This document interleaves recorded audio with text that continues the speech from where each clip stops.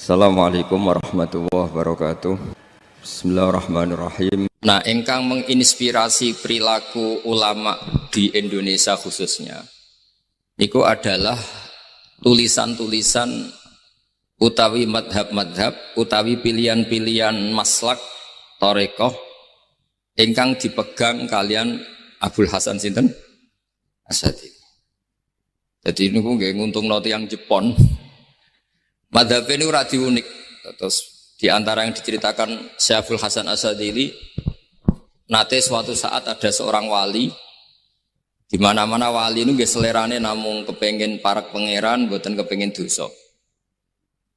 Singkat cerita si wali ini berdoa di multazam, tempat paling mustajab, ya Allah, takdirkan saya supaya saya tidak pernah dosa lagi. Jadi ndonga supaya ora iso dosa meneh. Iku jawabe pangeran, fa aina ad'u ghufrani. Wong iku nek ora dosa iku sifat ghafur ku ora nganggur. Kok Allah niku wis kadung di sifat ghafur zat sing akeh napa? Ngapura. Dadi umpama donya iku ora ana dosa, iku sifat ghafurku terus piye? Dan iku sing dadekno tiyang boten terus seneng dosa niku boten, tapi seneng arep-arep rahmati Allah Subhanahu wa taala meskipun keadaannya nate napa dosa. Kemudian itu jadi madhab yang membedakan ahli sunnah dan tidak ahli sunnah. Kamane jadi gerakan ekstrim. Ini ku ahli sunnah ciri khasnya niku mbok wong tahu dosa kaya apa tetap dianggap Islam. Ada kelompok ekstrim khawarij sing darani wong nak dosa niku berarti wis napa ka? Jadi itu efeknya luar biasa dari madhab-madhab itu. Lalu kenapa madhab Abul Hasan Asy'adili yang kita pilih? Karena kalau orang Islam kamu kafirkan, niku mboten ketemu, cara akal niku mboten ketemu. Nggih cara berpikir kita masyhur Abul Hasan Asy'adili ngendikan wong iku nak kafir mulai cilik nganti 70 tahun. Kalau baleni malih tiang kafir cilik ngantos 70 tahun. Itu kan menjadi mukmin itu hanya dengan melafadzkan apa? Syahadat la ilaha illallah Muhammadur Rasulullah. Niku hadhil kalimah satu ini. Kalimah syahadah niku. Niku saged ngilangi kekafiran 70 tahun. Artinya kalimat ini adalah kalimatun dakhala fihal kafiru al-islam atau kalimatun sara bihal kafiru musliman. Ini ngaji rileks, ini tanamkan di hati. Ini adalah kalimat yang orang kafir saja menjadi muslim, hanya sekali dilafadzkan. Masa lalu dengan kalimat yang sama tiang muslim menjadi kafir. Nah, itu mboten ketemu akal. Makanya madhab takfiri, madhab gampang mengkafirkan orang itu jelas madhab yang enggak ada rujukannya sama sekali, enggak ada pegangan ilmiahnya sama sekali. Wong kafir wae dadi Islam, mosok wong Islam dadi kafir. Mau perkara tahlilan ning kuburan. Gara-gara tahlilannya nyekel patok dianggap napa? Kafir. Mergo dianggap njaluk napa? Jaluk bae, jaluk kubur. Mulane dawuh Said Muhammad masyhur itu diterjemah di seluruh bahasa di dunia. Wong-wong sing ngafirno iku mbok yo sekali-kali nginceng iku ngrungokno. Lho kula nu sampean tahlil iku yo ora seneng. Kadang sing tahlil iku yo rada kurang ajar. Kula niku yang ben nak mati, nak sing tahlil nang Jepon niku ora seneng. Mergo yo rada sombong lah wong tahlil iku yo kadang rada sombong. Misale ngaten, kula kiyaine jenengan. Dongane ngene, ya Allah, ini guru saya. Ingkana musinan fazid fi ihsani. Kalau dia baik itu ya tambahlah kebaikannya. Mosok murid muni gurune baik itu kalau itu kan ngenyek uang. Ini soleh-soleh permanen dianggap napa? Jadi dungane itu ngeper ingkana musinan fazid fisa. Wa ingkana musian fatajawas anhu. Misalnya kalau dia orang buruk, kalau beliau orang buruk yang kau maafkan. Maka orang-orang di luar sana yang mengatakan andekan tahlil itu baik, pasti dilakukan sahabat. Itu logika yang keliru. Sahabat gak mungkin kan nahlili Kanjeng Nabi ngendikan ingkana musinan. Sido kafir ngoten ki mboten. Lah wong Kanjeng Nabi kok apike di ngendikano ingkana, ini kok kafir. Wong Nabi kok ingkana, andai. Saiki pertanyaannya gini. Kita sebagai kiai, sebagai guru, ku murid nak tahlil ya rada kurang ajar sithik. Wong gurune kok diomongno ingkana musinan ambek ingkana musinan.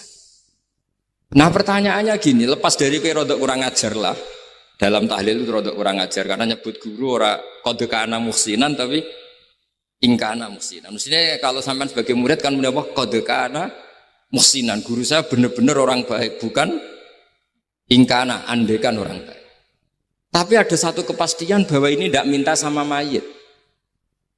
Jadi tujuan kalau kita minta mayat itu salah sama sekali. Wong kita datang ke kuburan malah memintakan ampunan untuk mayit. Kok iso darani njaluk iku piye? Ya mergo mau didelok kok adoh, ketoke ngatong ya berarti njaluk. Lah ya wong fatwa kok mau berdasar inceng-incengan kok adoh niku. Iku ora jelas ya fatwa ini. Paham gitu. Terus jenengan kudu yakin, enul yakin bahwa mazhab kita itu yang benar bahwa tahlilan di kuburan tidak kafir karena tidak minta ke mayit malah memintakan untuk mayit atau memintakan ampunan untuk mayit. Cuma redaksi sing rondok-rondok ngoten niku dikurangi lah. Nah kangge guru niku nggih dikurangi lah, dikurangi. Ya Allah jenengan Maha Pengampun, kula suwun guru kula jenengan ampuni. Jadi ampun ngangge donga sing teng salat mayit.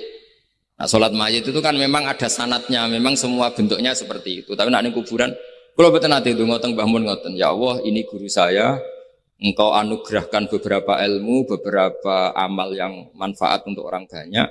Kula suwun jenengan tampi, jenengan zat sing Maha Pengampun, jenengan ampuni. Tapi betul ngangge ingkana ini, angen-angen muga aku dadi kiai ini tersinggung. Murid orang ajar, kok darani gurune apik iku andekan. Tapi berhubung ra paham ya alhamdulillah ya tahlil yang Wali Songo ya buanter-banter nganggo mik. Lah sing kene paham ya rodok risi ku piye? Wali Songo darani ingkana iku piye wah. Dadi niku mareni, mulane kula suwun nak tahlil nyewa kiai sing alim lah ben rodok bener, ben rodok bener. Tapi ampun nyewa kula mboten purun. Kula nu gak ada pondok lah dadi mboten saya masyhur susah diundang orang kecuali yang ada hubungan guru, hubungan sarang. Karena beliau lama sekali ngajar di MGS, beliau Gus Maksum itu lama ngajar di MGS. Jadi saya itu hanya datang di orang-orang yang pernah khidmah di sarang, terus yang pernah keluarga sepuh. Saya datang ke Jakarta ke Pak Quraisy Shihab itu ya karena Pak Quraisy itu lama sekali bikin diskusi-diskusi tafsir. Akhirnya saya termasuk pengajar di pondok beliau. Jadi faktornya ya hanya karena itu. Bukan yang lain. Terus kula suwun nggih, jenengan kedah yakin kalau faham takfiri yang memudahkan mengkafirkan orang lain itu faham yang salah. Karena itu bahaya. Terus bahaya kedua secara fikih. Secara fikih itu nanti repot. Kalau nanti di salah satu seminar itu sudah mau zuhur, ketemu satu narasumber yang gampang mengkafirkan orang. Itu separuh masjid, kebetulan mereka banyak yang bisa ngaji itu terus gak sholat zuhur. Gak sholat duhur. Tanya sama mereka, lu kok gak sholat duhur ini sudah masuk waktu? Kan sholat hanya wajib untuk orang muslim, kita akan kafir. Ya karena dikafirkan tadi kan, kalau bid'ah akan dikafirkan. Akhirnya gak kafir, sholat. Efek dari mazhab itu panjang. Kalau betul faham mereka itu betul, berarti yang sudah kafir, orang kafir itu wajib sholat. Enggak kan, itu malah panjang kan, karena terus menjadikan orang Islam tidak sholat. Nanti ke masjid tidak boleh, orang kafir tidak boleh masuk masjid. Itu efek fikihnya panjang. Jadi kalau suwun mazhab Abil Hasan Asyadzili itu dipegang. Nah itu mazhab beliau itu implementasinya di teng kitab Hikam nih. Karena hikam itu putu murid yang paling bisa mengimplementasikan, menjelaskan cara pandang mazhab Abul Hasan Asyadzili sing dados thariqah Syadziliyah. Terus ketiga, itu cara pandang itu detail. Detail itu jelimet. Mesti sampean ora kepikiran. Misalnya begini. Ketika ada orang salah jenengan marah, itu sebenarnya karena salahnya apa karena hal yang lain? Normalnya orang itu berpikir karena salahnya. Itu keliru cara Abdul Hasan Asy'ari. Pasti kamu marah itu karena ada hal lain. Misalnya kita pembantu, elek, kriting, mecahno gelas, mesti langsung mbok amuk. Alasannya mecahno gelas. Tapi nek sing mecahno iku wong ayu, kowe iso ngamuk. Kowe iso ngamuk wong ayu. Mecahno gelas lah. Kok gelas lemari, ora usah gelas. Sama. Kamu janjian sama orang, wongnya nyulayani janji, mesti mbok maki-maki. Katanya jam 10 kok udah datang gini-gini. Nah, tapi kalau yang terlambat itu wong sing ngutangi kowe iso ngamuk orang sing ngutangi kowe. Atau sing terlambat itu komandannya, atasan kamu. Atau kiainya. Artinya gini, ketika kamu marah atas nama terlambat, itu sebetulnya karena terlambat atau karena hal lain. Nah, maksiat juga gitu. Cara pikirannya Abdul Hasan Asy'ari, ketika kowe roh misalnya cawe itu maca maco naik apa lah ninja atau apa, mesti kowe darani wah luput suwuk. Tapi nak dikandani, niku putune jenengan. Mesti langsung ya Allah jenengan sepunten. Jadi sebenarnya kita kebencian sama orang lain itu karena kebetulan itu tidak keluarga kita. Coba kalau itu keluarga kita. Pasti kayak mikir ulang. Kowe gedeng wong ra salat. Mesti sebabnya dua. Satu tidak sholat, dua kebetulan itu tidak anak kamu. Kalau itu anak kamu pasti istighfar berhari-hari untuk dimaafkan Allah. Bukan maksud no. Tapi kalau orang lain gue, pertanyaannya sebetulnya kamu benci itu karena tidak sholatnya apa karena plus dia tidak anak kamu?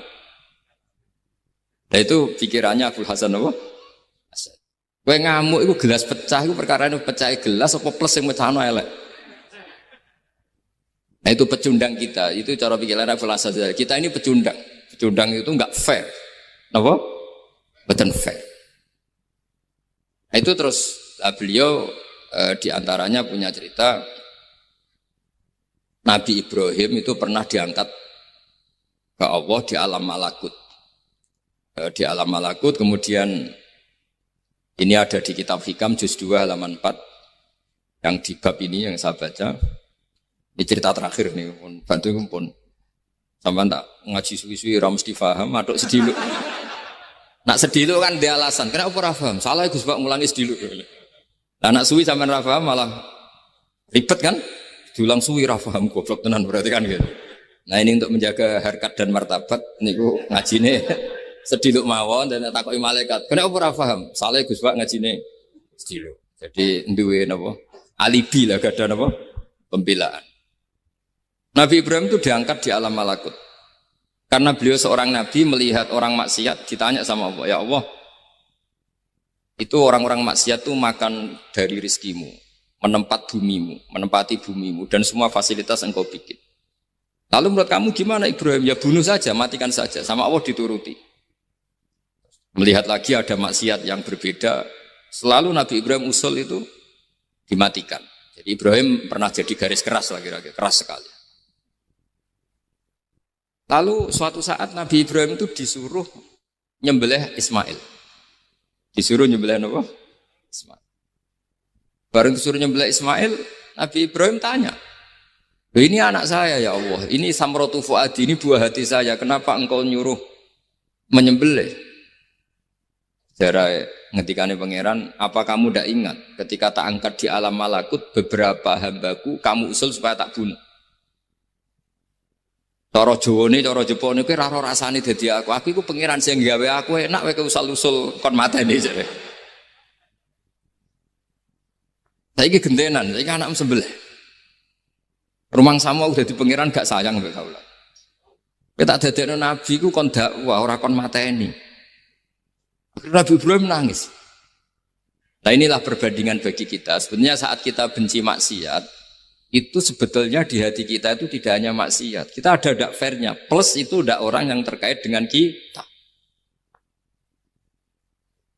Jika misalnya mau wangkel, misalnya penyanyi sing piye mau wangkel. Suatu saat penyanyi ku WA aku, "Mas aku ya gelem dadi bojomu, ilang mangkelmu." Jadi pecundang, kita ini sebenarnya pecundang. Nah, syukur-syukur memang makom kamu sudah tinggi. Memang benar-benar benci karena maksiat. Paribasane wayu gelembok rabi tetap mangkel. Tapi saya tidak yakin. Soleh-soleh seperti ini imannya sampai seperti itu tidak yakin. Dan saya kalau yakin begitu berarti keyakinan salah itu salah dan bodoh itu. Karena itu nggak terbukti.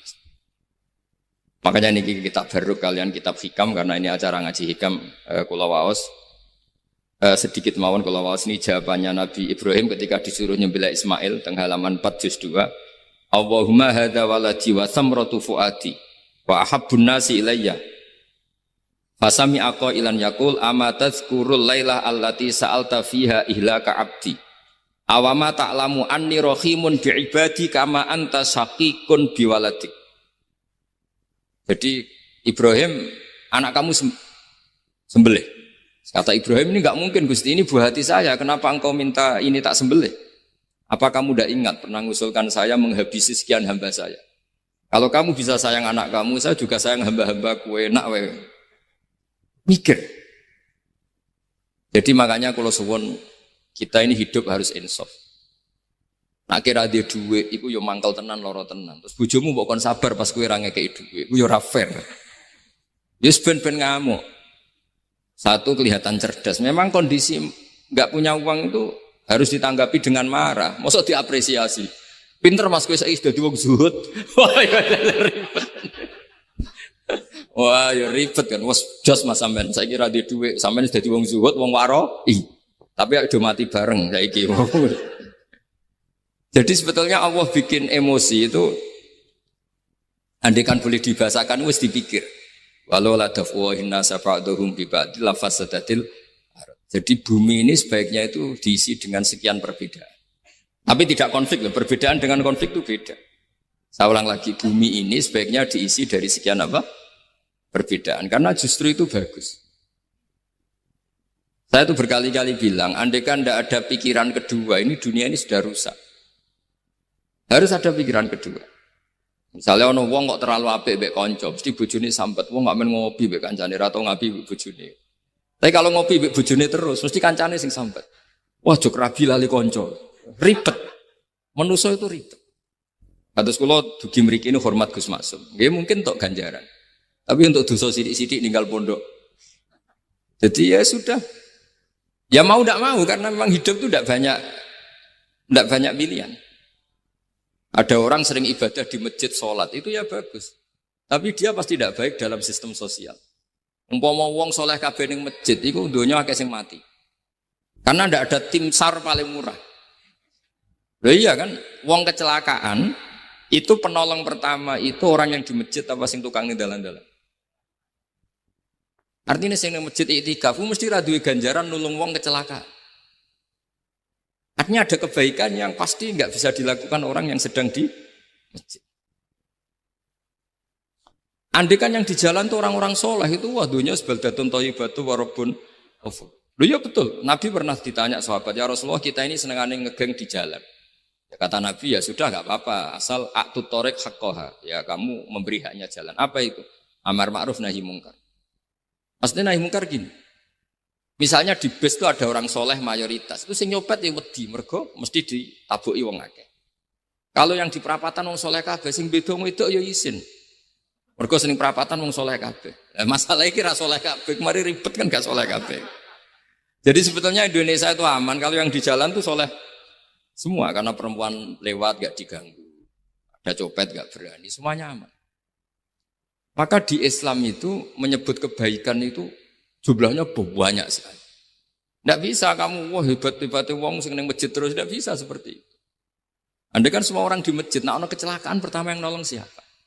Nak ono wong golek alamat tuh takok sapa kabeh ning jero masjid. Ribet kan? Nah, makanya ini Quran bikin aturan wala taq'udu bi kulli siratin tu'iduna wa tasudduna an sabilillah. Yang enggak boleh itu duduk di jalan sambil mengganggu atau mengancam hal-hal yang baik. Tapi kalau duduk di jalan justru membantu hal-hal yang baik, maka ini disyariatkan oleh Jadi ini kita harus mulai mikir ya. Jadi walhasil ngendikane kitab hikam, Bayangkan yang maksiat itu anak kamu, istri kamu. Pilihan kamu itu memaafkan dan minta dimaafkan oleh Allah. Tapi ketika orang lain kamu minta supaya dilaknati Allah. Ini tidak fair.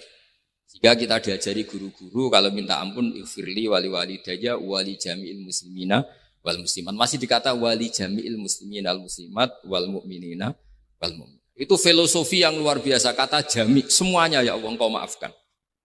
Bukan keluarga saya tok, siapapun yang berkontribusi terhadap Islam ini engkau maafkan. Begitu juga di muqaddimah khutbah kula suwun harus ditradisikan wala alihi wa sahbihi ajmain. Kata ajmain ini kata pembeda. Mungkin orang baca hanya rutin, tapi kita yang nekuni ilmu, ajmain ini kata kunci.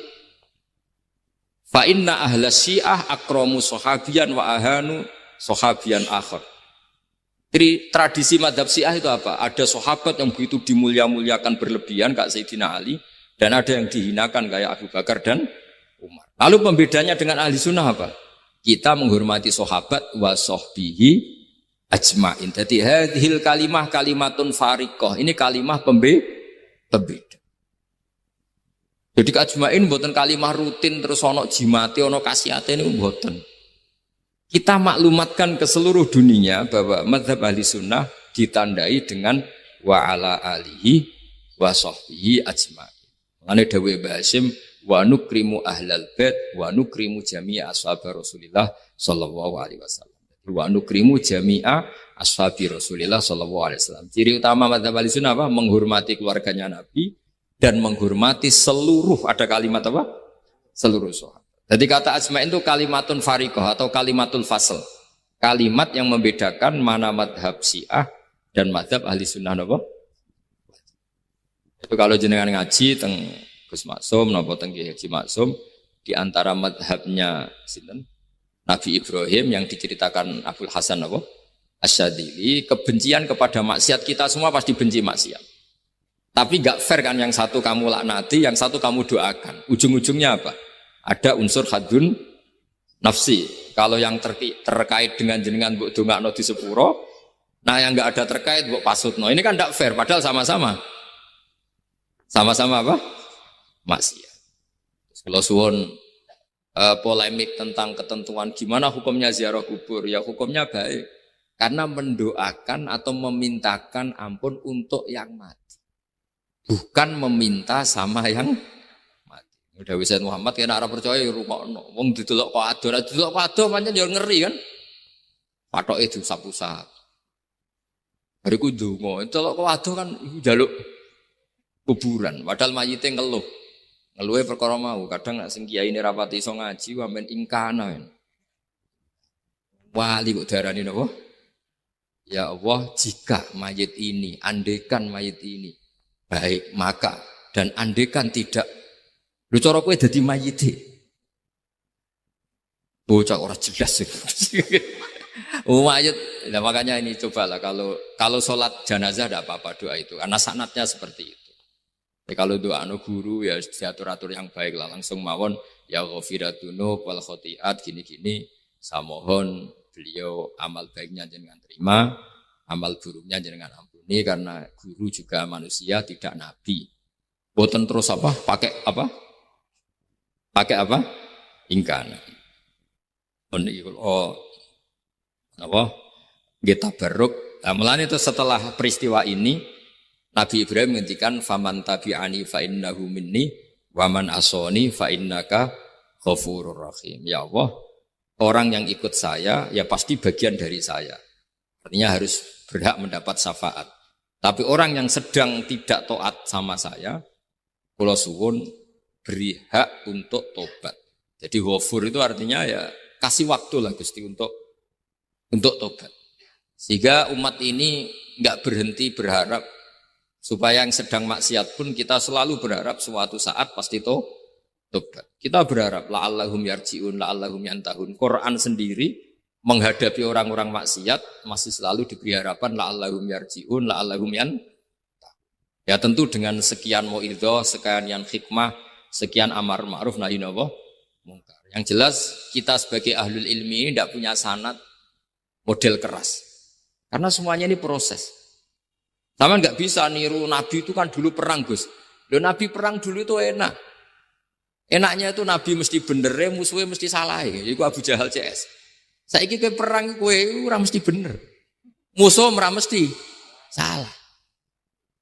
Terus kabeh tegas piye oleh tegas wong padha ora jelas. Riyen tegas kan gampang, Nabi mesti bener, musuhnya mesti salah. Kan penak. Lah sampean, wah sampean masih macake santri ini. Cara tukaran mbek tanggamu ora mesti tak bela. Ya mergo ora mesti bener. Wong bapak anak cerita kula, ana imam masjid sepuh, istiqomah geger mbek pengurus takmir. Ya kadang bener sing canom-nom. Ke imam masjid sing sepuh iku ndekne paling sepuh kudu dadi imam terus jare bapak. Iku istiqomah apa mau digendani wong liya. Itu banyak alumni sarang, alumni Pelosok Lirboyo nganggur gara-gara sing tua iku mau digendani. Nah, tapi misalnya kok sing nom ambisi ya salah, wong ono sing sepuh kok sing nom ambisi hidup itu udah banyak pilihan. Artinya gini loh, di wilayah istihad, di wilayah mikir itu potensi salah itu ada. Ya wow, kena abot keluargamu mesti sering ninggal bojo.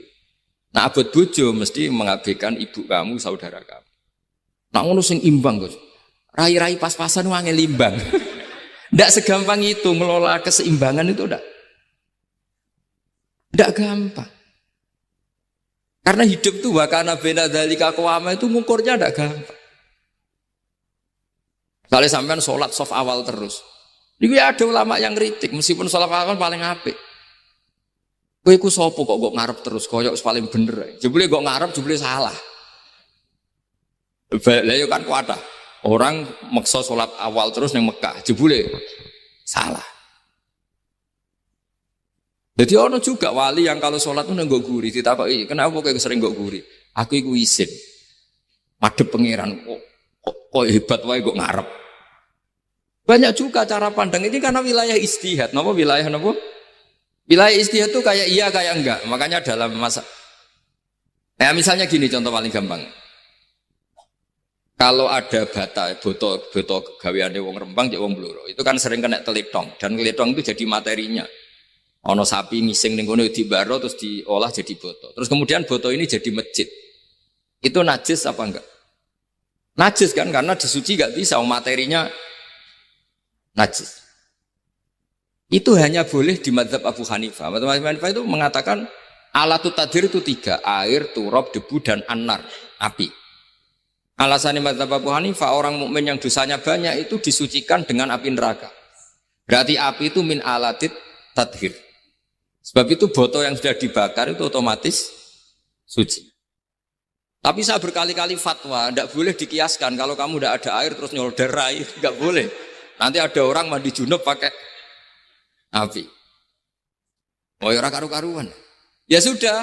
Contoh itu hanya gue botol mawon, coba praktek nak wudu rano banyu berarti oleh nganggo saudari Anda.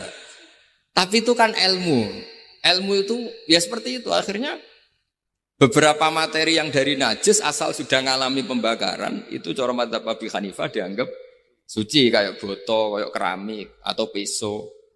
Dulu beberapa materinya peso ya kadang ada materi yang najis. Tapi ini sudah ngalami pembakaran, maka dihukumi suci. Mungkin kalau contohnya aja go wudu lah. Semuanya pesan gua aja go wudu, jadi go mandi junub. Misalnya iwak itu kalau besar, cara Syekh Nawawi Banten itu tae cek dianggap najis karena bentuknya besar. Sekian itu kalau madzhab Abu Hanifah pun digoreng pun kena api, pun dibakar pun kena api. Jadi berarti pun apa? Suci. Nah itu jenenge madzhab. Jadi madzhab itu orang itu berpikir kemudian kayak iya kayak enggak. Makanya terus ada apa ijtihad. Nah, makanya dalam ranah istihad itu orang enggak boleh saling menyalahkan. Ya sudah itu sama-sama mungkin. Makanya kalau dalam ilmu usul fikih disebutkan ra'yuna shawabun yahtamilul khata' wa ra'yuka khata'un yahtamilus shawab. Pendapat saya itu benar tapi ya mungkin salah, pendapat Anda salah tapi juga mungkin benar. Ini yang menjadikan ahli sunnah wal jamaah itu fleksibel. Fleksibel itu rileks. Karena di luar masalah usuluddin, masalah tauhid, itu ya mesti begitu. Sampean sering silaturahim ning kanca-kanca ning dulur-dulur. Apik. Tapi takokno bojomu, wong kok amen lunga. Karena terus kadang silaturahim nak keseringan yo keliru. Silaturahim jam 09.00 wae wong kerja. Maksudnya piye? Ini kan makanya terus ada orang cara mencintai Nabi itu gak pernah sowan. Ditanya, loh kamu itu mencintai Nabi kok udah pernah sowan? Ya karena kalau saya sowan ganggu Nabi dong. Nabi kan punya anak, punya keluarga. Kalau nemuin saya kan artinya gak ngurusi anak istrinya. Dan itu menurut saya benar. Saya termasuk kiai yang jenis itu. Makanya kalau kamu sering sowan saya itu udah tak biji bagus, itu udah bagus ya. Itu pasti ganggu. Tapi misalnya seneng kok rasuan ya lucu, wong seneng kok ora tau sowan. Sampeyan milih ndi coba? Ini kan lucu kan? Lho sowan tuh mesti ganggu apa enggak? Enggak. Tapi seneng kok ora tau sowan ya lucu kan? Nah itu istihad. Maksudnya istihad itu ya ada sahabat yang seneng Nabi itu enggak pernah sowan. Ya hanya datang ke masjidnya ikut jamaah, datang ikut jamaah, tapi enggak pernah sowan. Ada lagi sahabat yang kalau disuruh coba wajahnya Nabi itu kayak apa, saya enggak pernah melihat. Padahal bertahun-tahun jadi sahabat. Karena ijlalan lahu. Saya sangat menghormati beliau sehingga saya merasa enggak berani melihat wajah. Tapi banyak juga sahabat yang detail mensifati beliau. Sampai hajibnya tahu, syaribnya tahu, semuanya tahu. Saking mencintainya, aku nak roh Nabi suweneng delok. Sama-sama seneng, tapi cara mengimplementasikan, nah itu wilayah-wilayah napa? Jadi kalau suwon terbiasalah dengan beda pendapat, dengan biasa mawon. Dan itu kita dilatih. Makanya wonten makalah masyhur ikhtilaful a'immah napa? Rahmah. Atau sebagian disebut ikhtilafu ummati rahmah. Umatku yang berbeda-beda. Beda itu bukan konflik loh ya. Beda pandang, beda sudut materi atau metode atau maslak. Niku semuanya asal ikhlas dan berbasis ilmu. Niku kabeh napa roh? Yes. Ngoten mawon menami-lami. Assalamualaikum warahmatullahi wabarakatuh. Nah ini cobalah jadi etika kita, muhasabah kita. Jadi muhasabah itu cara berpikir kita set, kita pikir ulang. Ternyata semangatnya seorang nabi itu wastaghfir lidzambika walil mu'minun. Semangatnya itu memintakan ampun. Orang ahli tafsir tahu semua kalau nabi itu tidak mungkin dosa. Jadi itu khitabun nabi wa urida bihi ummatu, itu khitab nabi, tapi yang dimaksud itu umatnya, karena nabi tidak akan mengalami dzambun, tidak akan mengalami dosa. Sekarang enggak, kadang-kadang kita ini kalau orang lain salah itu semangat. Kalau di perusahaan ada teman salah, apalagi pimpinan salah itu seneng. Barokahnya salah bisa ganti kan gitu. Mungkin di dunia tokoh juga gitu, barokahnya ada tokoh salah, kita yang jadi populer sendiri. Tidak boleh seperti itu. Kita harus salimus sodri di jami'il muslimin. Jadi ini harus dilatih. Saya tadi matur sama Habib Ahmad, latihan kita jadi hidup. Nabi itu kalau resep jadi wali itu kata Nabi gampang. Kata Nabi, kalau kamu ingin disenangin Allah, ya sudah. Kalau kamu asbahta, amseta gini-gini, perasaan kamu, kata Nabi, jangan punya perasaan ghil sama orang muslimin. Itu sudah wadzalika min sunnati. Makanya Nabi ngendikan la yablughni ahadun an ahadin syai'an. Ada yang baca la yuballighni ahadun an ahadin syai'an. Seseorang jangan melaporkan ke saya tentang salahnya yang lain. Fa inni akhruju ilaikum wa ana salimus sadri. Karena saya ingin ketemu sampean semua dalam keadaan salimus sadri, tidak punya perasaan apa-apa.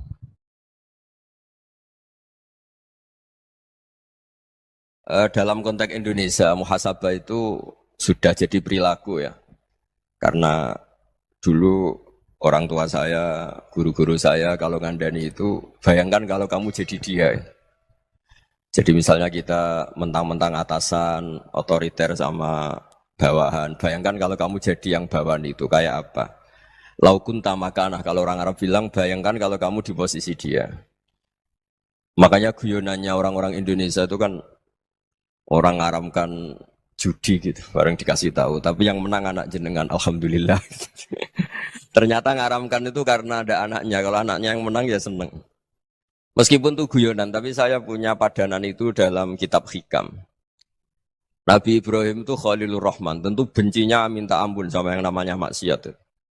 Suatu saat beliau diterbangkan di alam malakut. Itu kalau di Hikam saya halaman 15 juga.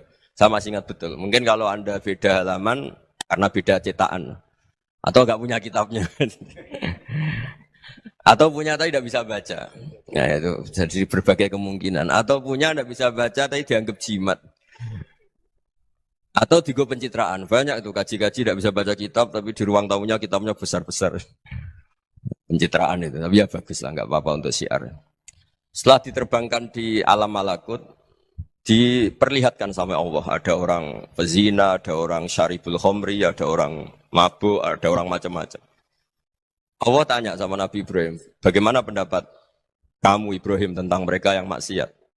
Kata Nabi Ibrahim, ya Allah habisi saja mereka. Mereka hidup di bumi engkau, makan rezeki engkau, kemudian mereka tidak taat sama engkau. Singkat cerita di fase itu, saya ulang lagi di fase itu, Allah nurutin.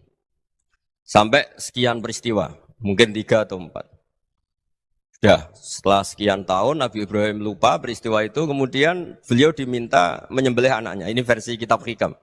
Memang versinya banyak tentang kenapa Nabi Ibrahim disuruh menyembelih anaknya. Ketika mau menyembelih anaknya, Nabi Ibrahim ragu. Huwa samratu fuadi. Anak saya ini buah hati saya, kenapa engkau suruh menyembelih?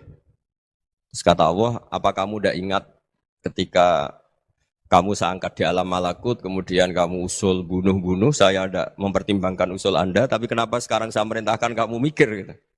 Terus, ya karena ini anak saya ya Allah. Terus kata Allah, rumang samu wong sumpukon mata ini gak gawean kau sing gawe kowe enak wae usul mata ini. Jadi sebenarnya saya yang bikin, kemudian Anda enak aja usul membunuh. Semenjak itu Nabi Ibrahim itu di eranya itu asfaqun nas, orang paling sayang sama manusia. Karena kadang kita keras itu ya kebetulan tuh udah anak kita, ada keluarga kita. Cara orang Jawa itu kan gitu ya, kalau ada perempuan terus macak yang macam-macam pakai sepeda motor cowok terus wah itu luput suwuk, semoga-moga gini. Tapi setelah dikasih tahu, niku ponakane jenengan, semoga-moga selamat. Jadi jangan-jangan kemarin ahlil ma'asi itu kebetulan tuh udah keluarga kita. Kalau keluarga kita yang pernah salah pada kita, semangat kita mintakan maaf. Jangan-jangan kita didikte hukum sosial gitu. Jadi orang yang salah, kebetulan tuh orang yang menservis kita. Atau keluarga kita, atau orang dekat kita. Jangan-jangan semangat kita mintakan ampun. Tapi kalau sama orang lain, kebetulan musuh kita semangatnya minta itu kena adab. Nah ini yang nggak boleh dalam Islam. Islam mengajarkan, niru Rasulullah SAW, Nabi itu rahmatal lil alamin.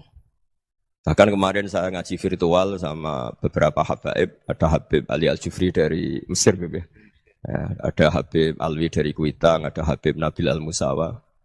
Dari sekian habaib itu saya masih ingat diantaranya yang didawuhkan rahmatan lil alamin itu ketika Nabi adahu kaumuh, disakiti oleh kaumnya, dan itu mereka masih kafir semua.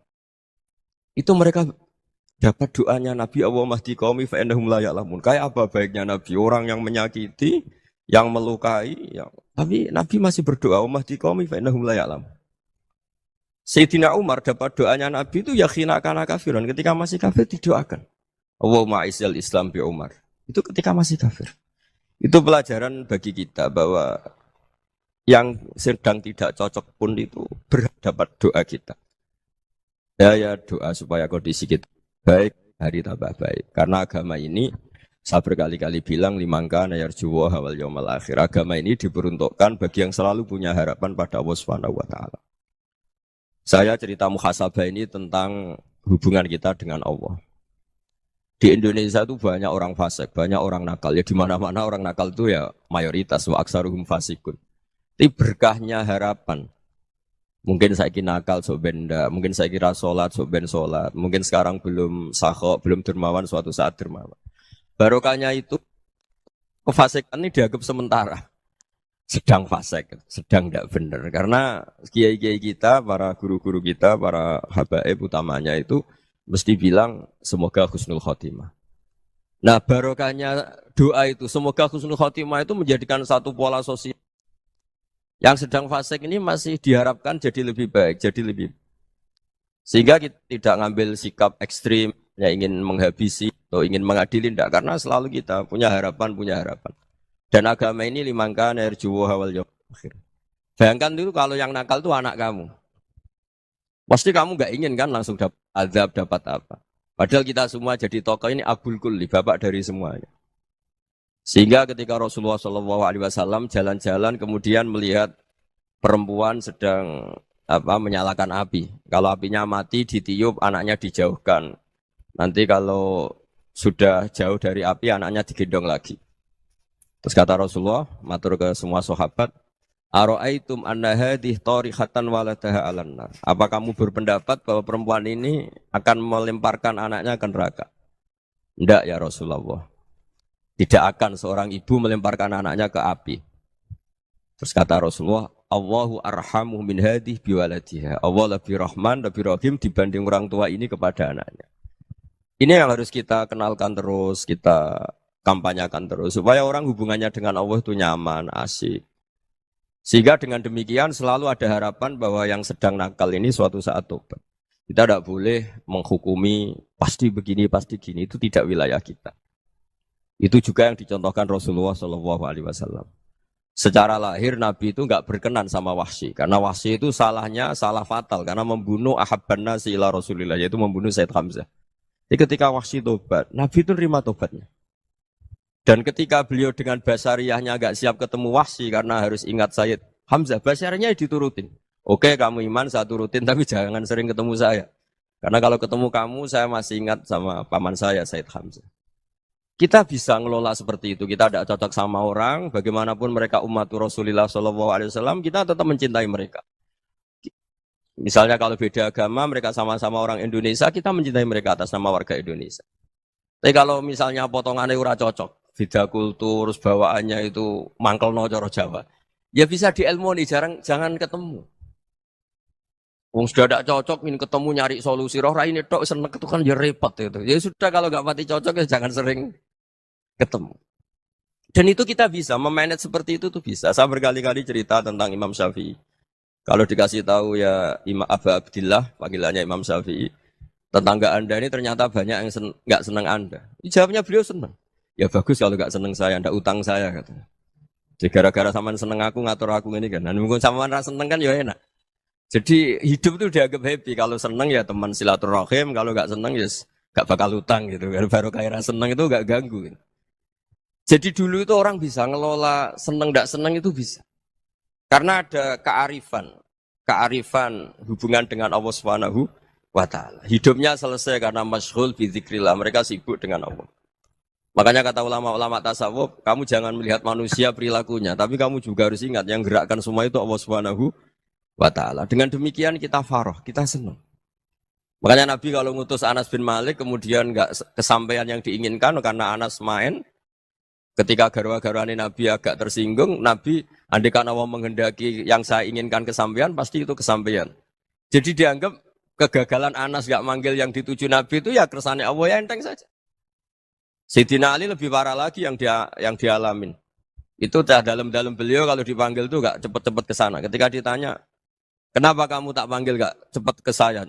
Amin tu ukubatak. Karena aku tahu engkau orang baik. Orang baik itu pemaaf. Jadi makanya orang-orang soleh dulu itu bodoni itu. Makanya sekarang kalau ada orang bodoni itu mesti bidik orang soleh. Kalau orang-orang soleh itu kakean husnudzon lagi sering dibodonin. Abdul bin Umar itu masyhur itu.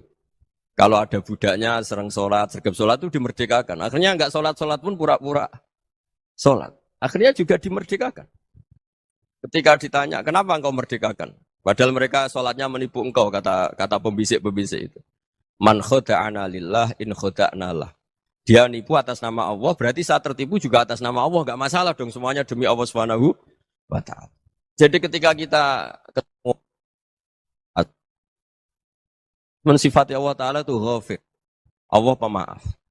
Jangan kamu enggak fair untuk diri kamu nyifati Allah ghafir, pada orang lain Allah kamu sifati syadidul iqab. Jadi Allah kamu atur, kayak MC tadi ngatur saya. Jadi Allah itu apa? Kalau pada saya ghafir, kalau pada musuh saya syadidul iqam. Itu tidak fair. Kalau Anda punya harapan kepada Allah karena Allah Rahman Rahim, Allah ghafir, sebenarnya Allah pada musuh kita ya bisa saja Allah ghafir, bisa saja Allah Rahman Rahim. Sehingga kita melihat orang lain yang kita tidak cocok itu ya enteng saja.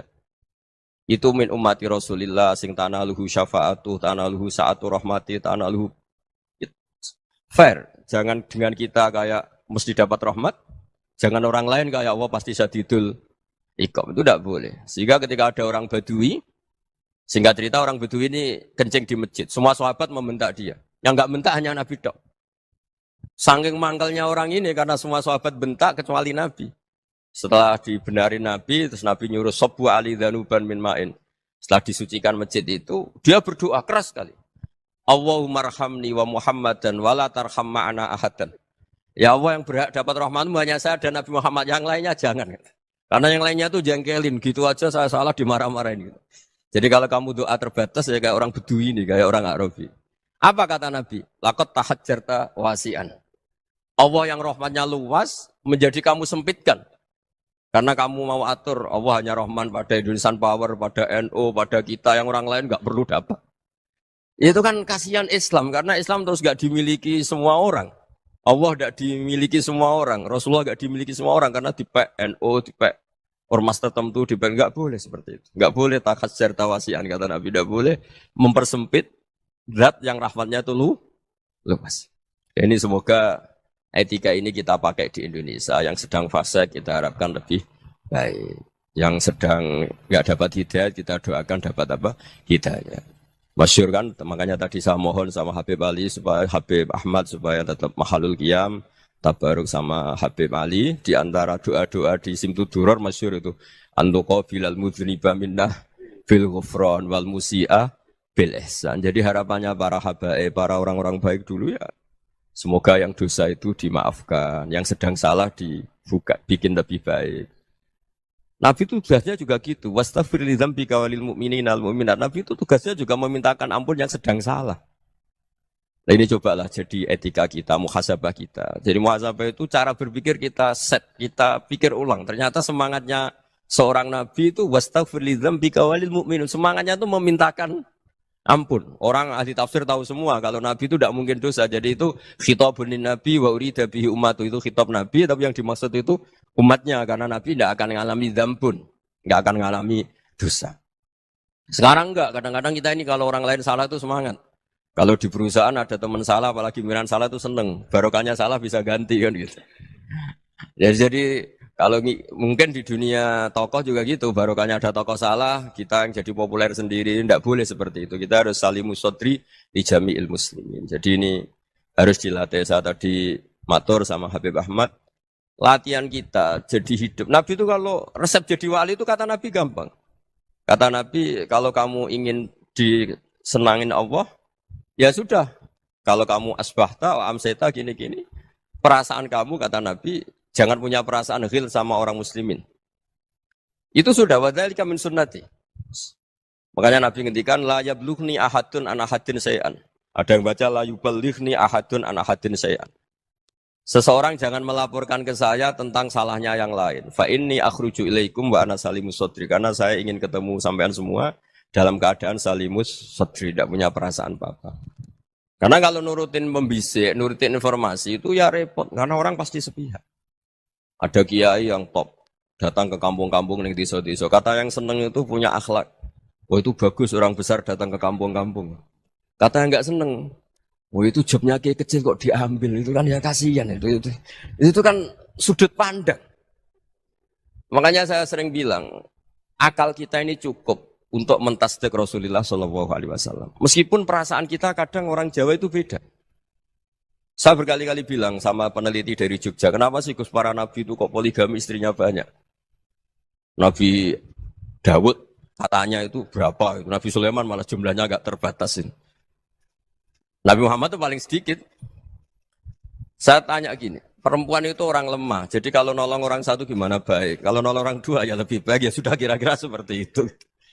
Paling tidak akal kita masih tahu kalau orang baik, itu kan mesti baik. Nolong orang satu baik, nolong orang dua ya lebih baik, nolong orang tiga lebih baik. Tapi kalau kamu orang nggak baik, satu saja kamu terlantarin, kamu miskinkan, kamu ya tinggal diukur kan. Kalau orang baik, nambah baik. Tapi kalau orang buruk, tambah buruk. Nah itu akal. Akal kita bisa menganalisis kenapa sih nikah itu ada yang poligami, ada yang enggak. Sudah ukur saja diri kamu. Misalnya kayak saya elek keriting, rabi terus, memperbanyak wong elek, orang perilaku netok, raine dadi elek kabeh. Tapi nak kowe ku ganteng, alim, ganteng, sugih, anake ganteng-ganteng, berhubung kowe saleh ahli swarga kabeh, mertua yo bangga karena karir kamu meyakinkan. Ini mertua kamu aja gak bangga mau nambah.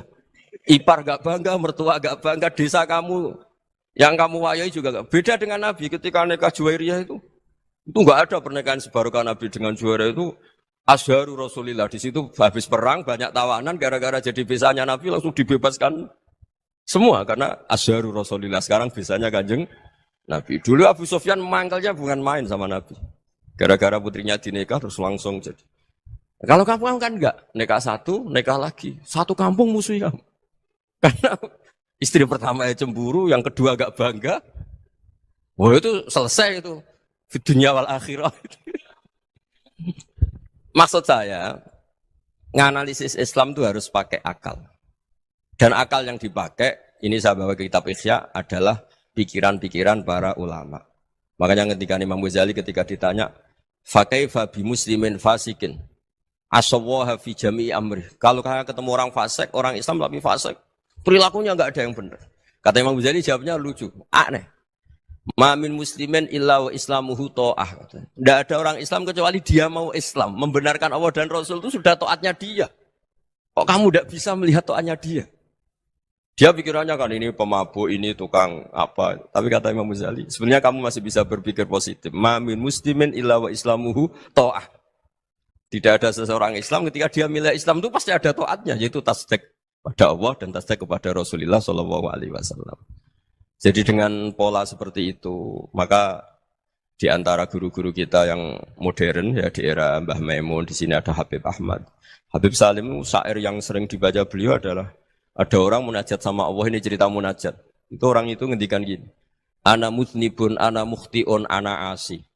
Huwa rahimun, huwa ghafirun, huwa afi. Ya Allah, saya mukhti, saya orang yang salah. Ana mutnib, saya orang yang dosa. Ana asin, saya sering maksiat. Tapi engkau ya Allah, engkau ghafir, pemaaf. Engkau rahim, maha pengasih. Engkau afin, yang mudah memaafkan. Terus kata orang ini, ya agak kurang ajar, tapi saking senengnya sama Allah. Qobal tuhunna salasatan bisalasat. Ya gini saja ya Allah, sifat engkau diadu dengan sifat saya. Engkau Tuhan, Gusti, enggak boleh kalah. Katanya. Terus wasatah liban ausofu ausofi. Dan engkau pasti pemenangnya. Gitu. Jadi ada orang rayu Allah dengan cara seperti itu ya ada. Ya. Saya ini manusia, salah saya banyak. Engkau ampunannya banyak. Engkau Tuhan, Gusti, enggak boleh ampunan Anda, ampunan engkau kalah dengan salah saya. Enggak boleh Tuhan kok kalah. Nah, jadi untuk supaya orang punya harapan gitu. Banyak juga wali-wali yang jadab ketika datang ke makam Rasulullah SAW. Itu kalau dongo ya agak kacau sebetulnya, cara syariat agak kacau. Ya Allah, engkau punya dua pilihan. Jika engkau menjadikan saya soleh, surah habibu, yang senang kekasihmu, yaitu Rasulullah SAW. Tapi jika engkau menjadikan saya fasik, surah aduuk, yang senang itu setan. Monggo jenengan mau menyenangkan kekasih jenengan, mau menyenangkan musuh jenengan, monggo. Jenengan bebas kok memilih. Nah, mestinya Allah ya senang menyenangkan kekasihnya. Jadi ya, intinya Allah dipaksa untuk menjadikan dia orang soleh gitu. Jadi kayak kemarin itu Pak Bu siapa? Ke sini itu yang sama jenengan itu. Kuliah ke sini itu sama Habib Ahmad. Saya pertama enggak mau, lama-lama Habib Ahmad. Ini gimana, Gus? Orang taunya saya dekat jenengan, kalau enggak kasil saya waduh. Ini kayak doanya wali yang tadi. Enggak punya pilihan, Bu. Enggak ada pilihan. Jadi saya mohon muhasabah itu dimulai cara berpikir. Makanya di sini sebetulnya tag ini supaya dapat barokahnya Ihya. Ini kitab yang disenangi para habaib, para ulama. Sebetulnya tag di muhasabah itu redaksinya gini ya, yang lengkap. Hasibu anfusakum qabla an tuhasabu wa zinuha qabla an tuzanu wa tahayya'u lil ardil akbar. Jadi ada kata wazinu, jadi ukur. Perilaku Anda ini diukur, ditakar. Misalnya kita sebagai suami kan ya punya hal-hal yang kita tidak ideal. Corong Jawa mesti pesek. Cara rezeki ya pas-pasan. Dan kita juga kalau, makanya nggak boleh tanya istri begini, apa saya cinta pertama Anda? Pasti Anda kecewa. Orang jadi istri hanya korban terakhir. Gitu. Sudah. Karena orang kalau ngelamar kemana-mana gak jadi, yang jadi istri itu pasti korban terakhir. Gitu. Jarang istri pilihan pertama, jarang. Ayo semua yang nikah. Rata-rata itu pilihan Anda pertama, Pak. Dari sekian ditolak di mana-mana terus. Ya perempuan terakhir. Kamu juga korban terakhir. Gitu. Itu wali-wali dulu kalau ngandani kita itu sederhana. Antal, ini masyhur diceritakan Habib Zain bin Semit dalam kitab Al-Manhajus Sawi. Anta lam tajid min nafsika kullama turid. Fa kaifa turidu min ghairika kullama turid. Kamu yang ingin ideal saja, kamu tidak menemukan pada diri kamu untuk menjadi ideal. Kamu kan ingin ganteng, ingin punya uang banyak, ingin perilaku Anda sempurna. Anda saja yang punya keinginan tidak bisa mewujudkan keinginan Anda sendiri. Fakaifa turidu min ghairika ma turid. Jadi anta lam tajid min nafsika kullama turid. Fakaifa turidu min ghairika kullama turid. Kamu yang punya keinginan saja. Misalnya saya ingin punya uang banyak, perilaku saya selalu benar, gak pernah salah. Loh, saya yang ingin saja dengan diri saya, gak bisa untuk benar terus. Kok kamu berharap orang lain selalu benar? Jadi anta lam tajid, ya sama. Kalau kamu menuntut istri kamu itu ramah, neriman, apa kamu neriman sama wajah istri Anda gitu?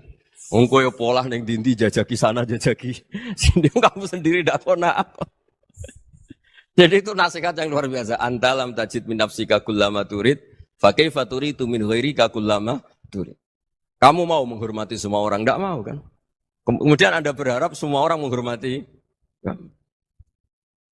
Kamu enggak ingin kan orang lain semua menghujat kamu. Sementara kamu enak aja menghujat orang lain. Makanya Rasulullah SAW itu luar biasa ketika bikin kaidah sosial. Apa la yu'minu ahadukum hatta yuhibba li akhihi ma yuhibbu li nafsi. Jadi kalau ukuran iman itu sederhana. Kalau sesuatu itu baik, nyaman bagi Anda, ya bayangkan itu pada teman Anda. Misalnya Anda bangun tidur sudah acak-acakan, enggak punya uang, utang jatuh tempo, kan enggak ingin ketemu orang.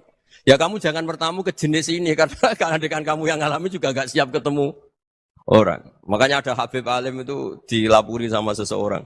Beb, dulu teman saya itu ketika saya kaya itu sering main ke saya. Setelah saya miskin, mereka tidak main ke saya. Kata Habib itu bagus, sunnah Allah begitu itu bagus. Coba kalau kamu dulu kaya, teman kamu main kan kamu gaya. Di rumah ada makanan, bisa hormat kamu. Setelah kamu miskin jadi buruh manol di pasar atau buruh bikin botol, teman kamu datang, malu enggak kamu? Mendingan enggak datang gitu. Akhirnya baru, oh ya alhamdulillah kalau gitu. Loh ya kan dulu teman kita datang, kita ada Alphard, istri cantik, rumah bagus. Lah kita miskin, buruhnya orang pas dibentak-bentak, teman kamu udah datang.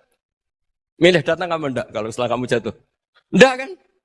Jadi barokahnya ilmu itu terus. Ya, tapi kadang-kadang orang tuh, wah setelah saya miskin teman-teman enggak kasih ke sini. Ya kalau kamu sudah jatuh, teman-teman kamu situ jadi tontonan. Ya mulai sekarang cara berpikir itu dirubah. Dulu yang namanya kiai itu kalau diundang orang itu ya agak-agak senang. Semenjak saya itu agak rubah. Mengundang kiai, ngatur kiai itu tak haram-haramkan ya ada lumayan lah sekarang itu sudah mulai agak beretika. Dulu itu ngundang tuh tanggalnya ditentukan, jamnya ditentukan. Oh, enggak mikir apa kiai saat itu nganggur, enggak. Punya wadifah, enggak. Dia milih tanggal yang dia nganggur, enggak mikir masa itu kiainya nganggur apa. Enggak. Ya saya hanya cerita aja, kamu tersinggung ya monggo, boten ya monggo itu kan. Jadi saya mohonlah supaya tadi saya juga matur ke Habib Ahmad. Jadi untuk orang merasa ikut sunnah Rasul itu gampang sekali kata Sayyid Muhammad. Dulu Nabi berpakaian ala daerahnya. Kalau mikot ya pakai mikotu baladi. Karena Nabi orang Madinah dan beliau berdomisili di Madinah ya misalnya mikotnya dari Bir Ali misalnya. Tapi kalau Anda orang kawasan Tanim mau umrah ya dari Tanim. Misalnya kawasan Jirona ya dari Jirona. Artinya apa? Kamu ngambil mikot karena Nabi mikot misalnya dari Bir Ali. Bukan berarti kamu harus seperti Nabi di Bir Ali. Kamu orang Mekah misalnya, kamu orang Tanim. Orang ya harus dari mikot itu apa? Baladi. Sama, makanya di fikih-fikih itu kalau teknik anak, Nabi orang Arab, halawiyatnya kurma ya kurma. Kalau orang Jawa sedegan, semua podo-podo. Ya podo-podo manis. Jadi ini tabaruk sama Sayyid Muhammad, ini ada murid beliau, Habib Ahmad, sahabatnya. Supaya orang itu merasa ikut Nabi itu gampang sekali. Ini sahabatnya di halaman tadi disaksikan Habib Ahmad 433 di kitab apa ini? Manhajus Salaf fi Fahmin Nusus. Itu kata Sayyid Muhammad, wa kanat sunnatu Rasulillah annahu yat'amu ma yajiduhu fi ardi wa yalbasu ma yajidu wa yarkabu ma yajidu mimma abahu wa ta'ala. Faman istamala ma yajidu fi ardi fa huwa al-muttabi' lis-sunnah. Kama annahu hajjal baita min madinati. Faman hajjal baita min madinati nafsihi fa huwa al-muttabi' lis-sunnah. Wa illam takun hadhil madinatu tilka. Jadi intinya misalnya Nabi dulu itu ngasih sedekah kepada fakir miskin ya pakai dinar, dirham. Ya kalau orang misalnya sedekah pakai rupiah ya sudah ikut sunnah Nabi. Jangan, Nabi pakai dinar loh, kamu kok pakai rupiah. Dulu dinarnya Nabi udah ada tulisannya Bank Indonesia, kamu ada tulisannya Bank Ya tidak ada seperti itu. Ya jadi misalnya Nabi sodakoh pakai tamer atau pakai al-akid, ya kita pakai beras, pakai apa. Supaya orang tuh bahwa Rasulullah itu milik kafatal linnas, milik semuanya. Sehingga merasa ikut sunnah Nabi itu ya semuanya. Makanya dulu Mbah Mun kalau motivasi saya supaya bombong, kalau orang Jawa bilang bombong. Wong Jawa itu mesti ono wong alim. Beliau menyontohkan mas itu Mbah Fadl, Senori, Mbah Ihsan Jambes. Itu bisa ngarang-ngarang kitab luar biasa. Padahal beliau bukan orang Arab. Imam Sibawai itu orang Persia. Imam Ghazali orang Tus itu juga ikut Persia. Kata Imam Mun, wong sing ora Arab lah mesti untuk jatah alim kata beliau. Karena Nabi itu diutus ke fatal linnas. Nah ini kalau orang yang alim itu Arab tok, berarti tidak ada perwakilan dari Afrika, dari Asia Tenggara, dari mana-mana. Makanya karena Nabi statusnya itu kafatal linnas. Jadi kita harus bangga sebagai Muslim, sebagai orang Indonesia karena misalnya Wali Kutub dulu terkenalnya hanya ada di Yaman, di mana. Ternyata pernah ada juga di Indonesia dan seperti Habib Abu Bakar Segaf Gresik. Jadi ya artinya kan tetap orang Indonesia meskipun beliau zuriyah Rasul kan ya sudah orang apa? Orang Indonesia. Zuriyahnya Habib Ali Simtuduror sekarang di Solo. Jadi Indonesia juga dapat alawin banyak dari Sadatinal Alawin juga banyak. Jadi saya mohon barokahnya ngaji seperti ini. Melihat orang lain tuh gampang, bayangkan tuh kalau anak kamu. Makanya Nabi, nanti kalau nggak percaya lihat di Hikam nomor 15 di kitab saya itu. Di situ dijelaskan oleh Hikam, jangan-jangan semangat Anda pada orang yang maksiat, pada orang yang keliru supaya dihukum itu karena kebetulan itu udah anak Anda, itu udah keluarga Anda. Coba kalau itu keluarga. Makanya kalau saya guyonan di Jogja itu, ada pembantu mecahkan piring terus dimarahi majikannya. Saya mesti guyon gitu, pasti itu pembantunya tidak cantik. Kok bisa Gus? Andai kan cantik dan kamu senang mecahno piring satu, piring 1000 ora iso ngamuk kowe. Ternyata ngamuknya itu karena mecahkan piring apa karena plus tidak cantik? Coba jawab para lelaki ini. Kamu marah sama orang maksiat tuh karena maksiat karena plus itu udah anak Anda. Bayangkan kalau itu anak. Itu hebatnya Rasulullah SAW karena kita yang salah pun kadung umatnya. Nabi tetap ngasih fasilitas syafaati li ahlil kabair min ummati. Kayak apa baiknya Nabi? Tidak ikut maksiat tapi ikut fasilitasi ngasih syafaat. Loh kalau li ahlil ibadah kan wajar. Nabi ketika ini syafaati li ahlil kabair min ummati. Ya karena tadi logika yang dibangun Rasulullah itu logika yang luar biasa. Kita semangat orang lain kena hukuman itu karena kita tidak punya ra'fah, tidak punya rahmah. Coba kalau Rasulullah yang bil mu'minina ra'ufur rahim, semangatnya itu mendoakan supaya tobat, mendoakan diampuni. Dan itu juga yang diperintahkan oleh Allah Subhanahu wa taala, wastaghfir li dzambika walil mu'minina wal mu'minat. Ya semoga barokahnya ngaji ini, barokahnya Habib Ahmad, barokahnya Maulid Simtuduror, barokahnya semua kitab madaih tiba berjanji semuanya, barokahnya Ikhya, barokahnya Said Muhammad, barokahnya guru kita semua Mbah Maimun, bapak saya. Kita ini ngikuti manhaj, ya, ngikuti apa? Manhaj. Saya sering didhawuhi Mbah Mun, kenapa ihdinas siratal mustaqim bukan sirotoka? Bukan jalan engkau ya Allah. Karena Allah itu enggak bisa kamu tiru. Allah itu tidak tidur, tidak makan, tidak kesel, tidak capek. Yang bisa ditiru itu siratal ladzina an'amta alaihim. Yang bisa ditiru manusia ya niru manusia. Karena Allah itu tidak bisa ditiru. Makanya ihdinas siratal mustaqim siratal ladzina. Dan niru siapa? Niru guru-guru kita. Termasuk niru cara pandang. Jadi misalnya ada orang awam di rumah itu hanya delok reng, delok tikus liwat, itu kan kayak nganggur. Ora tahajud malah mendelok reng. Melihatnya jangan gitu. Huwa tarokal ma'asiyah. Dia di rumahnya tidak dugem, tidak kemana-mana. Dia berarti malam itu tarkul ma'asi. Tidak nyopet, tidak garong, tidak ke tempat maksiat. Susahnya apa sih husnudzon? Jadi jangan lihat Wa tarkut tahajud, wa tarokat tahajud, wa taroka qiyamul lail. Oke ya, namanya orang begitu ya tidak tahajud, tidak qiyamul lail. Tapi susahnya apa sih kamu bilang wa tarokal ma'asiyah, dia juga meninggalkan maksiat dan tarkul maksiat itu tuh ibadah. Supaya orang tuh gampang lah husnudzan sama orang muslim. Ini orang mukmin, orang yang luar biasa. Di mata Allah itu orang yang luar biasa. Kayak tadi Imam Ghazali, kalau saya ketemu orang muslim kemudian dia tidak pernah baik, gimana? Kata Imam Ghazali, ma min muslimin illa wa islamuhu ta'ah. Tidak ada orang Islam ketika dia mentasdihkan Allah dan Rasulullah, berarti dia juga punya taat. Ya ini latihan saja, sing iso nglakoni Habib Ahmad kula namung cerita mawon. Kula cerita secara akademik, saya punya kitab saya baca dan alhamdulillah kita paham barokahnya para guru dan supaya terbiasalah sebaik-baiknya ibadah husnudzon billah wa husnudzon bil mu'minin. Soal tidak cocok ya diilmoni tadi ya, namanya nggak cocok ya jangan sering ketemu. Seperti Rasulullah SAW, beliau karena sangat mencintai Sayyid Hamzah, ketemu orang yang pernah begitu sama Sayyid Hamzah ya beliau secara basyariah tidak siap. Tapi beliau secara cara bahasa sekarang, secara profesional, kalau beliau seorang nabi dan harus menerima tobatnya siapapun ya diterima. Saya meskipun dengan A, B gak cocok karena dia begini-begini sama saya, tapi saya ingat dia sholat, dia baca sholawat, dia mencintai Rasulullah. Ya kita hormat. Ya soal gak cocok ya di manage tadi ya. Zurhiban, tasdadhuban. Kalau gak pati cocok ya jangan sering ketemu bawaannya enak nanti. Ya semuanya itu diilmoni lah. Makanya ngendikane Ma'ruf Al-Qurhi ada yang baca Al-Kharqi, mangqala fil yaumi salasa marrat wa marham ummat Muhammad kutiba minal abdal. Karena semangat mencintai siapapun satu hari sering baca marham ummat Muhammad, wa ma asli ummat Muhammad, wa ma tajawaz an ummati Muhammad. Itu mesti kutiba minal abdal. Dia pasti termasuk wali abdal. Maksudnya semangat mencintai. Ya dilatih lah. Misalnya Indonesia Power atau PLN, andai kan tidak ada PLN itu kayak apa? Orang nggak bisa ngaji, tidak bisa aktivitas, ya barokahnya ada PLN, barokahnya jasanya. Kita sadar, tidak semua kebaikan kita ini memenuhi keinginan orang banyak. Orang banyak ingin listrik, ingin saluran apa, dan itu kadang yang mewujudkan orang lain atau kelompok lain. Ya karena itu manfaat ke orang lain ya kita doakan. Karena khairunas anfa'uhum linnas. Sehingga kita terbiasalah ngakui orang lain. Seperti semangatnya Rasulullah SAW, semuanya itu didoakan, semuanya diinginkan kebaikannya. Bahkan Nabi gak putus asa sampai di akhirat. Ketika Nabi lain sudah putus asa karena sudah akhirat. Sampai dimintai syafaat semuanya bilang nafsi, nafsi. Karena merasa semuanya enggak punya nyali di depan Allah. Karena ini sudah akhirat, sudah finish. Tapi apa Rasulullah? Analah. Ya sudah, saya sanggup mensyafaati kalian. Terus kata Nabi, fa'atiyal arsya. Saya mendatangi aras, fa'akhiru lahu sajidan, saya sujud.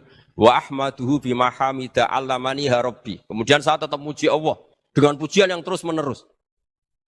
Padahal sudah di akhirat, sudah finish. Nabi dimintai syafaat masih sanggup. Karena Nabi tahu, akhirat tidak bisa mendikte Allah. Tidak bisa. Allah terus bilang, ya Allah ini akhirat. Engkau sudah tidak boleh mensyafaat. Tidak bisa.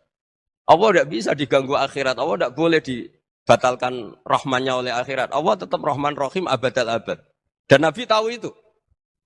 Makanya kata para ulama, fa Muhammadun ahmadu min ghairihi. Jadi Nabi Muhammad namanya dua. Yang terkenal. Sebenarnya banyak yang terkenal dua. Muhammad sama Ahmad. Ketika Nabi punya nyali memuji Allah di akhirat atau sudah di akhirat, itu fa Muhammadun ahmadu min ghairi. Ketika Nabi lain sudah tidak punya nyali muji Allah karena sudah akhirat, Nabi Muhammad tetap berani muji Allah di saat seperti itu. Makanya ahmadu di situ kata ulama itu af'al tafdil, fa Muhammadun ahmadu min ghairi.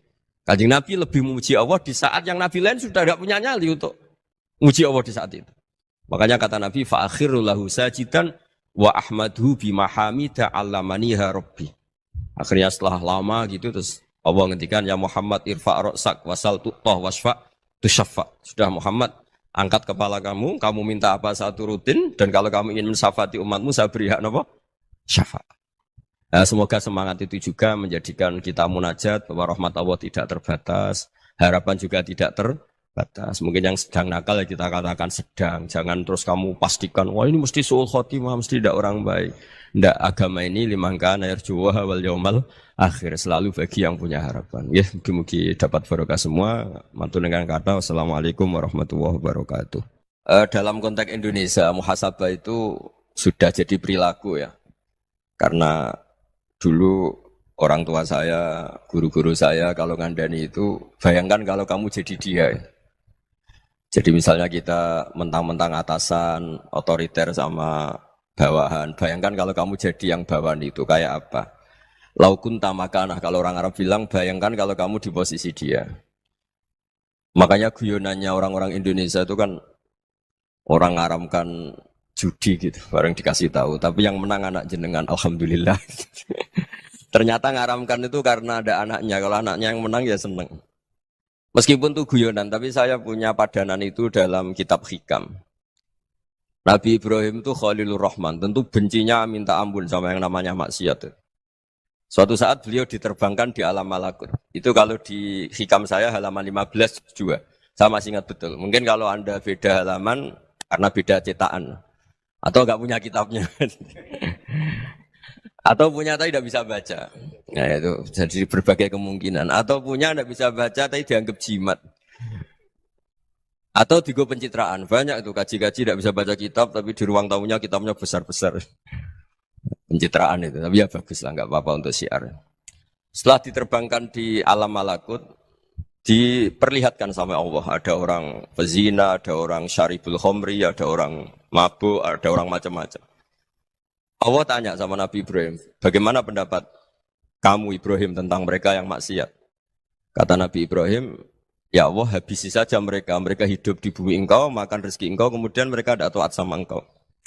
Singkat cerita di fase itu, saya ulang lagi di fase itu, Allah nurutin. Sampai sekian peristiwa, mungkin 3 atau 4.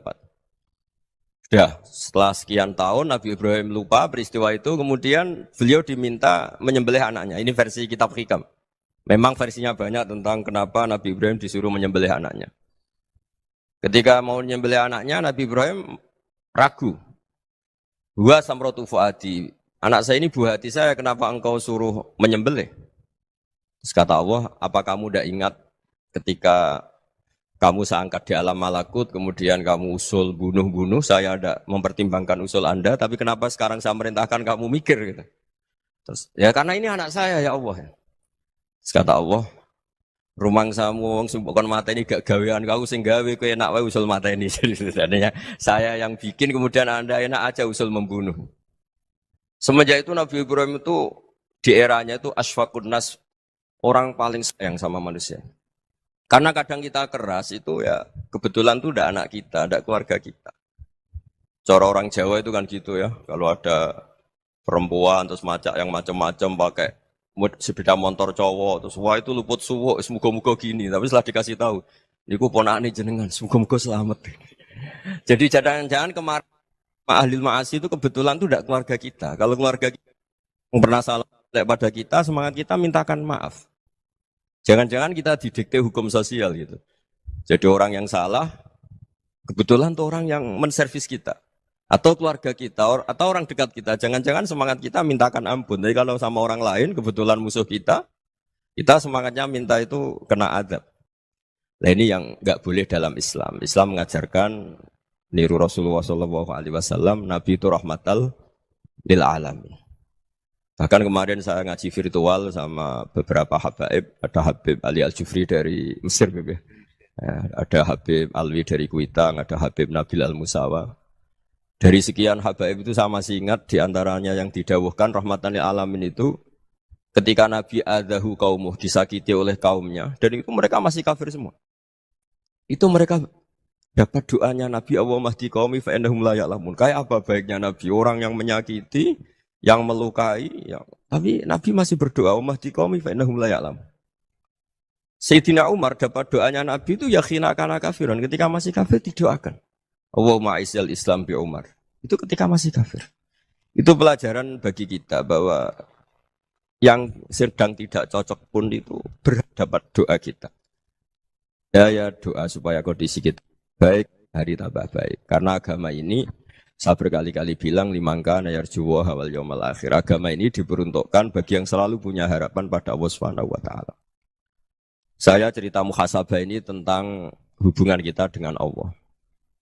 Di Indonesia itu banyak orang fasik, banyak orang nakal. Ya di mana-mana orang nakal itu ya mayoritas, wa aksaruhum fasikun. Tapi berkahnya harapan. Mungkin saya kira nakal sok benda, mungkin saya kira sholat sok ben sholat, mungkin sekarang belum sakhok, belum dermawan, suatu saat dermawan. Barokahnya itu kefasikan ini dianggap sementara, sedang fasik, sedang tidak benar. Karena kiai-kiai kita, para guru-guru kita, para habaib utamanya itu mesti bilang semoga husnul khotimah.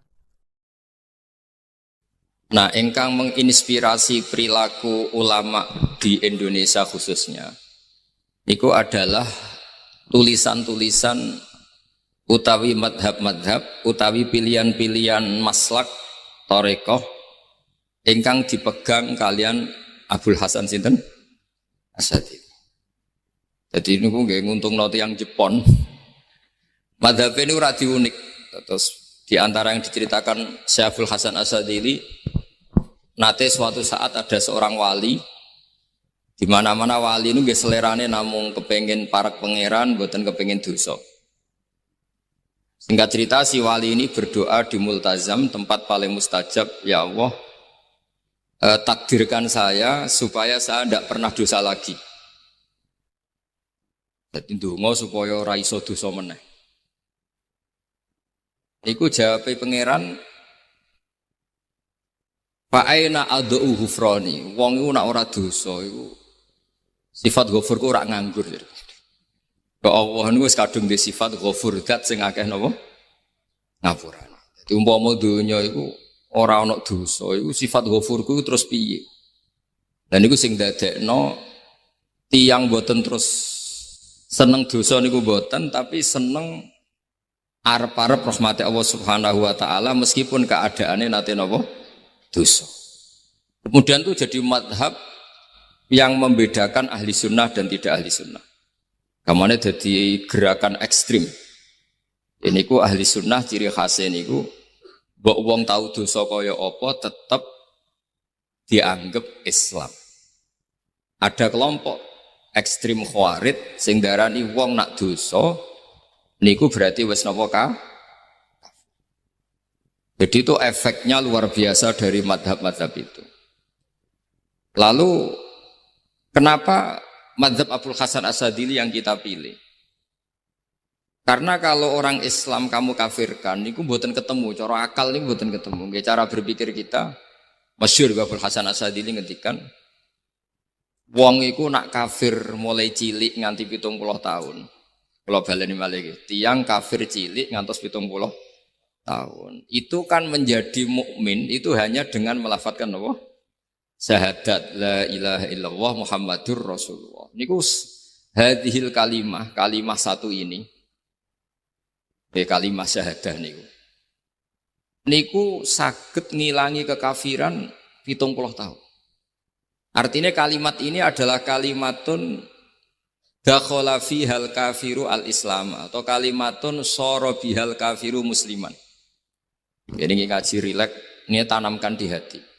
Ini adalah kalimat yang orang kafir saja menjadi muslim, hanya sekali dilafadzkan. Masa lalu dengan kalimat yang sama tiang muslim menjadi kafir. Nah, itu mboten ketemu akal. Makanya madhab takfiri, madhab gampang mengkafirkan orang itu jelas madhab yang enggak ada rujukannya sama sekali, enggak ada pegangan ilmiahnya sama sekali. Wong kafir wae dadi Islam, mosok wong Islam dadi kafir. Mau perkara tahlilan ning kuburan. Gara-gara tahlilane nyekel patok dianggap napa? Kafir. Mergo dianggap njaluk napa? Jaluk bae, jaluk kubur. Mulane dawuh Said Muhammad masyhur itu diterjemah di seluruh bahasa di dunia. Wong-wong sing ngafirno iku mbok yo sekali-kali nginceng. Nginceng iku ngrungokno. Lho kula nu sampean tahlil iku yo ora seneng. Kadang sing tahlil iku yo rada kurang ajar. Kula niku yang ben nak mati, nak sing tahlil nang Jepun niku ora seneng. Mergo yo rada sombong lah wong tahlil iku yo kadang rada sombong. Misale ngeten, kula kiyaine jenengan. Dongane ngene, ya Allah, ini guru saya. Ingkana muhsinan fazid fi ihsani. Kalau dia baik itu ya tambahlah kebaikannya. Mosok murid muni gurune baik itu kalau itu kan ngenyek uang. Ini soleh-soleh permanen dianggap nawa. Jadi dungane itu ngeper. Ingkana muhsinan fazid fisa. Wa ingkana musian fatajawas anhu. Misalnya kalau dia orang buruk, kalau beliau orang buruk yang kau maafkan. Maka orang-orang di luar sana yang mengatakan andekan tahlil itu baik, pasti dilakukan sahabat. Itu logika yang keliru. Sahabat gak mungkin kan nahlili Kanjeng Nabi ngendikan ingkana musinan. Sido kafir ngoten ki mboten. Lah wong Kanjeng Nabi kok apike di ngendikano ingkana, ini kok kafir. Wong Nabi kok ingkana, andai. Saiki pertanyaannya gini. Kita sebagai kiai, sebagai guru, ku murid nak tahlil ya rada kurang ajar sithik. Wong gurune kok diomongno ingkana musinan ambek ingkana musian. Nah pertanyaannya gini, lepas dari kowe rada kurang ajar lah, dalam tahlil itu rada kurang ajar karena nyebut guru ora qad kana muhsinan tapi ingkana muhsinan. Maksudnya kalau sampean sebagai murid kan mendapat qad kana muhsinan. Guru saya benar-benar orang baik, bukan ingkana andekan orang baik. Tapi ada satu kepastian bahwa ini tidak minta sama mayit. Jadi tujuan kalau kita minta mayit itu salah sama sekali. Wong kita datang ke kuburan malah memintakan ampunan untuk mayit. Kok iso darani njaluk iku piye? Ya mergo mau didelok kok adoh, ketoke ngatong ya berarti njaluk. Lah ya wong fatwa kok mau berdasar inceng-incengan kok adoh niku. Iku ora jelas ya fatwa ini.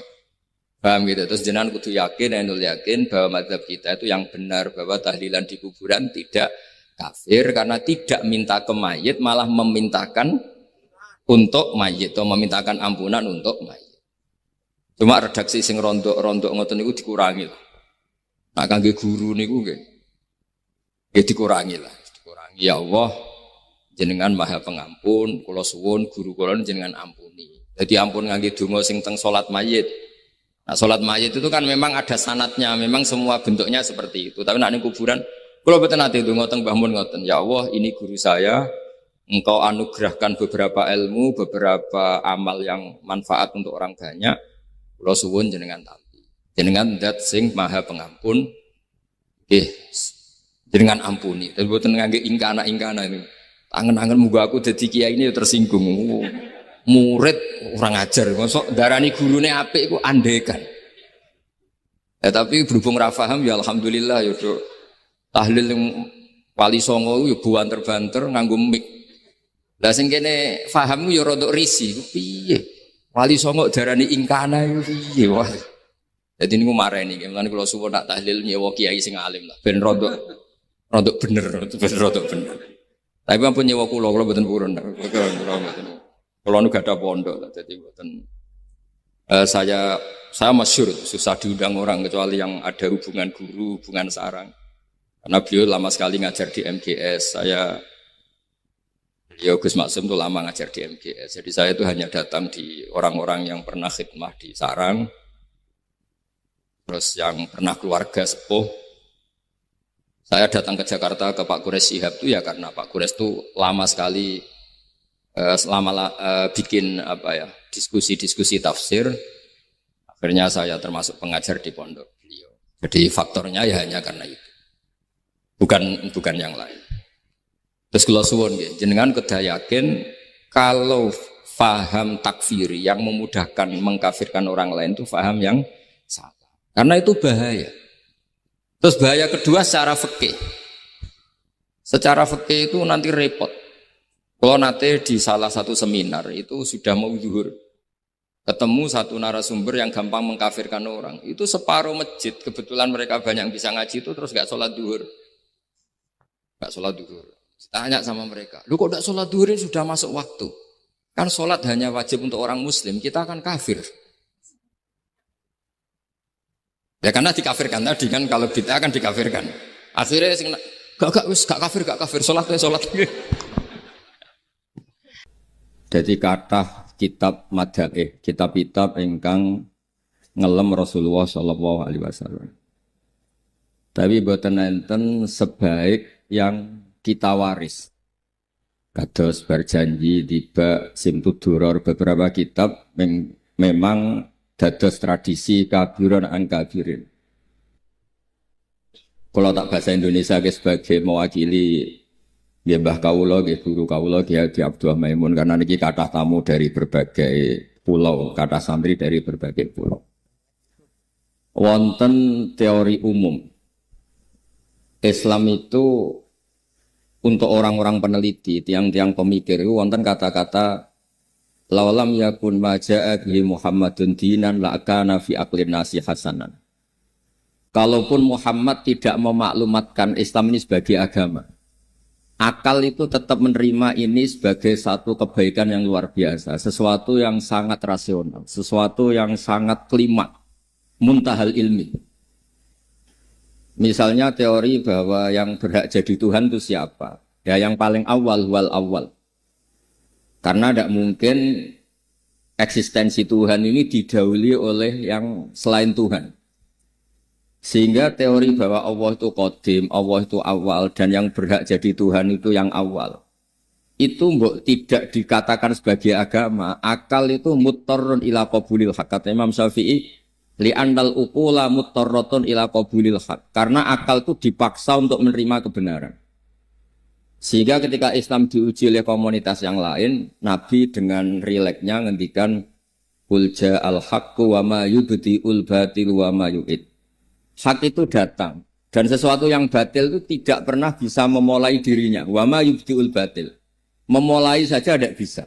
Karena memang nggak pernah wujud sebagai eksistensi yang real. Misalnya uluhiyatu Fir'aun, uluhiyatu Namrud, termasuk uluhiyatu Isa. Itu sesuatu yang nggak pernah nyata. Sehingga tidak pernah wujud. Sebab ini kalau cerita hebatnya Mbah Maimun. Mbah Mun sangat mencintai Kiai asmane Mbah Mahfud Atur Musi. Kalau nanti hormat acara nipun bau bab teng mriki Khalil Said Muhammad niku terakhir yai nyambut teng mriki cerita keramate Syekh Mahfud Atur Musi. Syekh Mahfud niku gurunipun Mbah Hasyim. Nak sanad sarang nggih misale Mbah Maimun, Mbah Zubair, Ki Fakih Mas Kumambang niku nate ngaos Ki Mahfud. Syekh Mahfud niki muridipun Said Abi Bakar Sato. Syekh Mahfud itu cerita tentang kitab Nailul Ma'mul, tentang Kitabul Ilah. Nailul Ma'mul itu kitab kesayangane Mbah Sahal. Ketika Ki Sahal ngaos Mbah Zubair, ini cerita tentang santri-santri mriki. Ketika Mbah Sahal ngaji kepada Mbah Zubair, ngaji Lubul Usul. Niku sambil ngaji mentakriri kemudian lahir karangan beliau jenenge Thariqatul Husul. Thariqatul Husul nyarai Lubul Usul. Beliau cerita bahwa maksud kitab itu dari kitab Nailul Ma'mul, karanganipun Syekh Mahfud Atur Musi. Niku luar biasa. Syekh Mahfud itu cerita. Nggak ada orang sebaik ulama, nggak ada rasionalitas sebaik ulama, bahkan bisa ngalahkan malaikat. Karena ketika malaikat dipuji-puji di depan Rasulullah, niku Nabi ngendikan wajar malaikat iman, wong tahu kamalatul arsy, tahu aras, tahu surga neraka. Ini ada imannya orang-orang yang tidak tahu, tapi imannya setingkat sama yang tahu. Dia niku para ulama. Ceritanya saya Mahfud Atur Musi tentang Kitabul Ilah saged jenengan cek. Suatu saat Imam Amudi kabudut. Biasanya mas saya mereka mau saya Amudi, wonten sing maos Amidi, ngangge hamzah Amudi. Niku pas kabudut, beliau itu guru matematika. Niku kalau cerita tentang putih-putih, beliau guru matematika. Muridnya itu curiga, mosok guru matematika mlebu swarga. Guru matematika tenan, maksudnya mboten gaji, guru-guru ikhlas. Penting ikhlas niku, mboten ikhlas ruwet donyane, mboten ikhlas ruwet. Tapi gaji ge angsal, meniku rezeki, tapi mboten ikhlas itu masalah. Kalau baleni gaji itu bukan masalah, tapi buatan ikhlas itu masalah. Niku Imam Maudi ketika kabudut itu muridnya itu tangkil. Mafa'alallahu bik. Apa yang diperlakukan Allah untukmu? Jawab Imam Maudi niku, aku kon mulang malaikat. Buatan enten.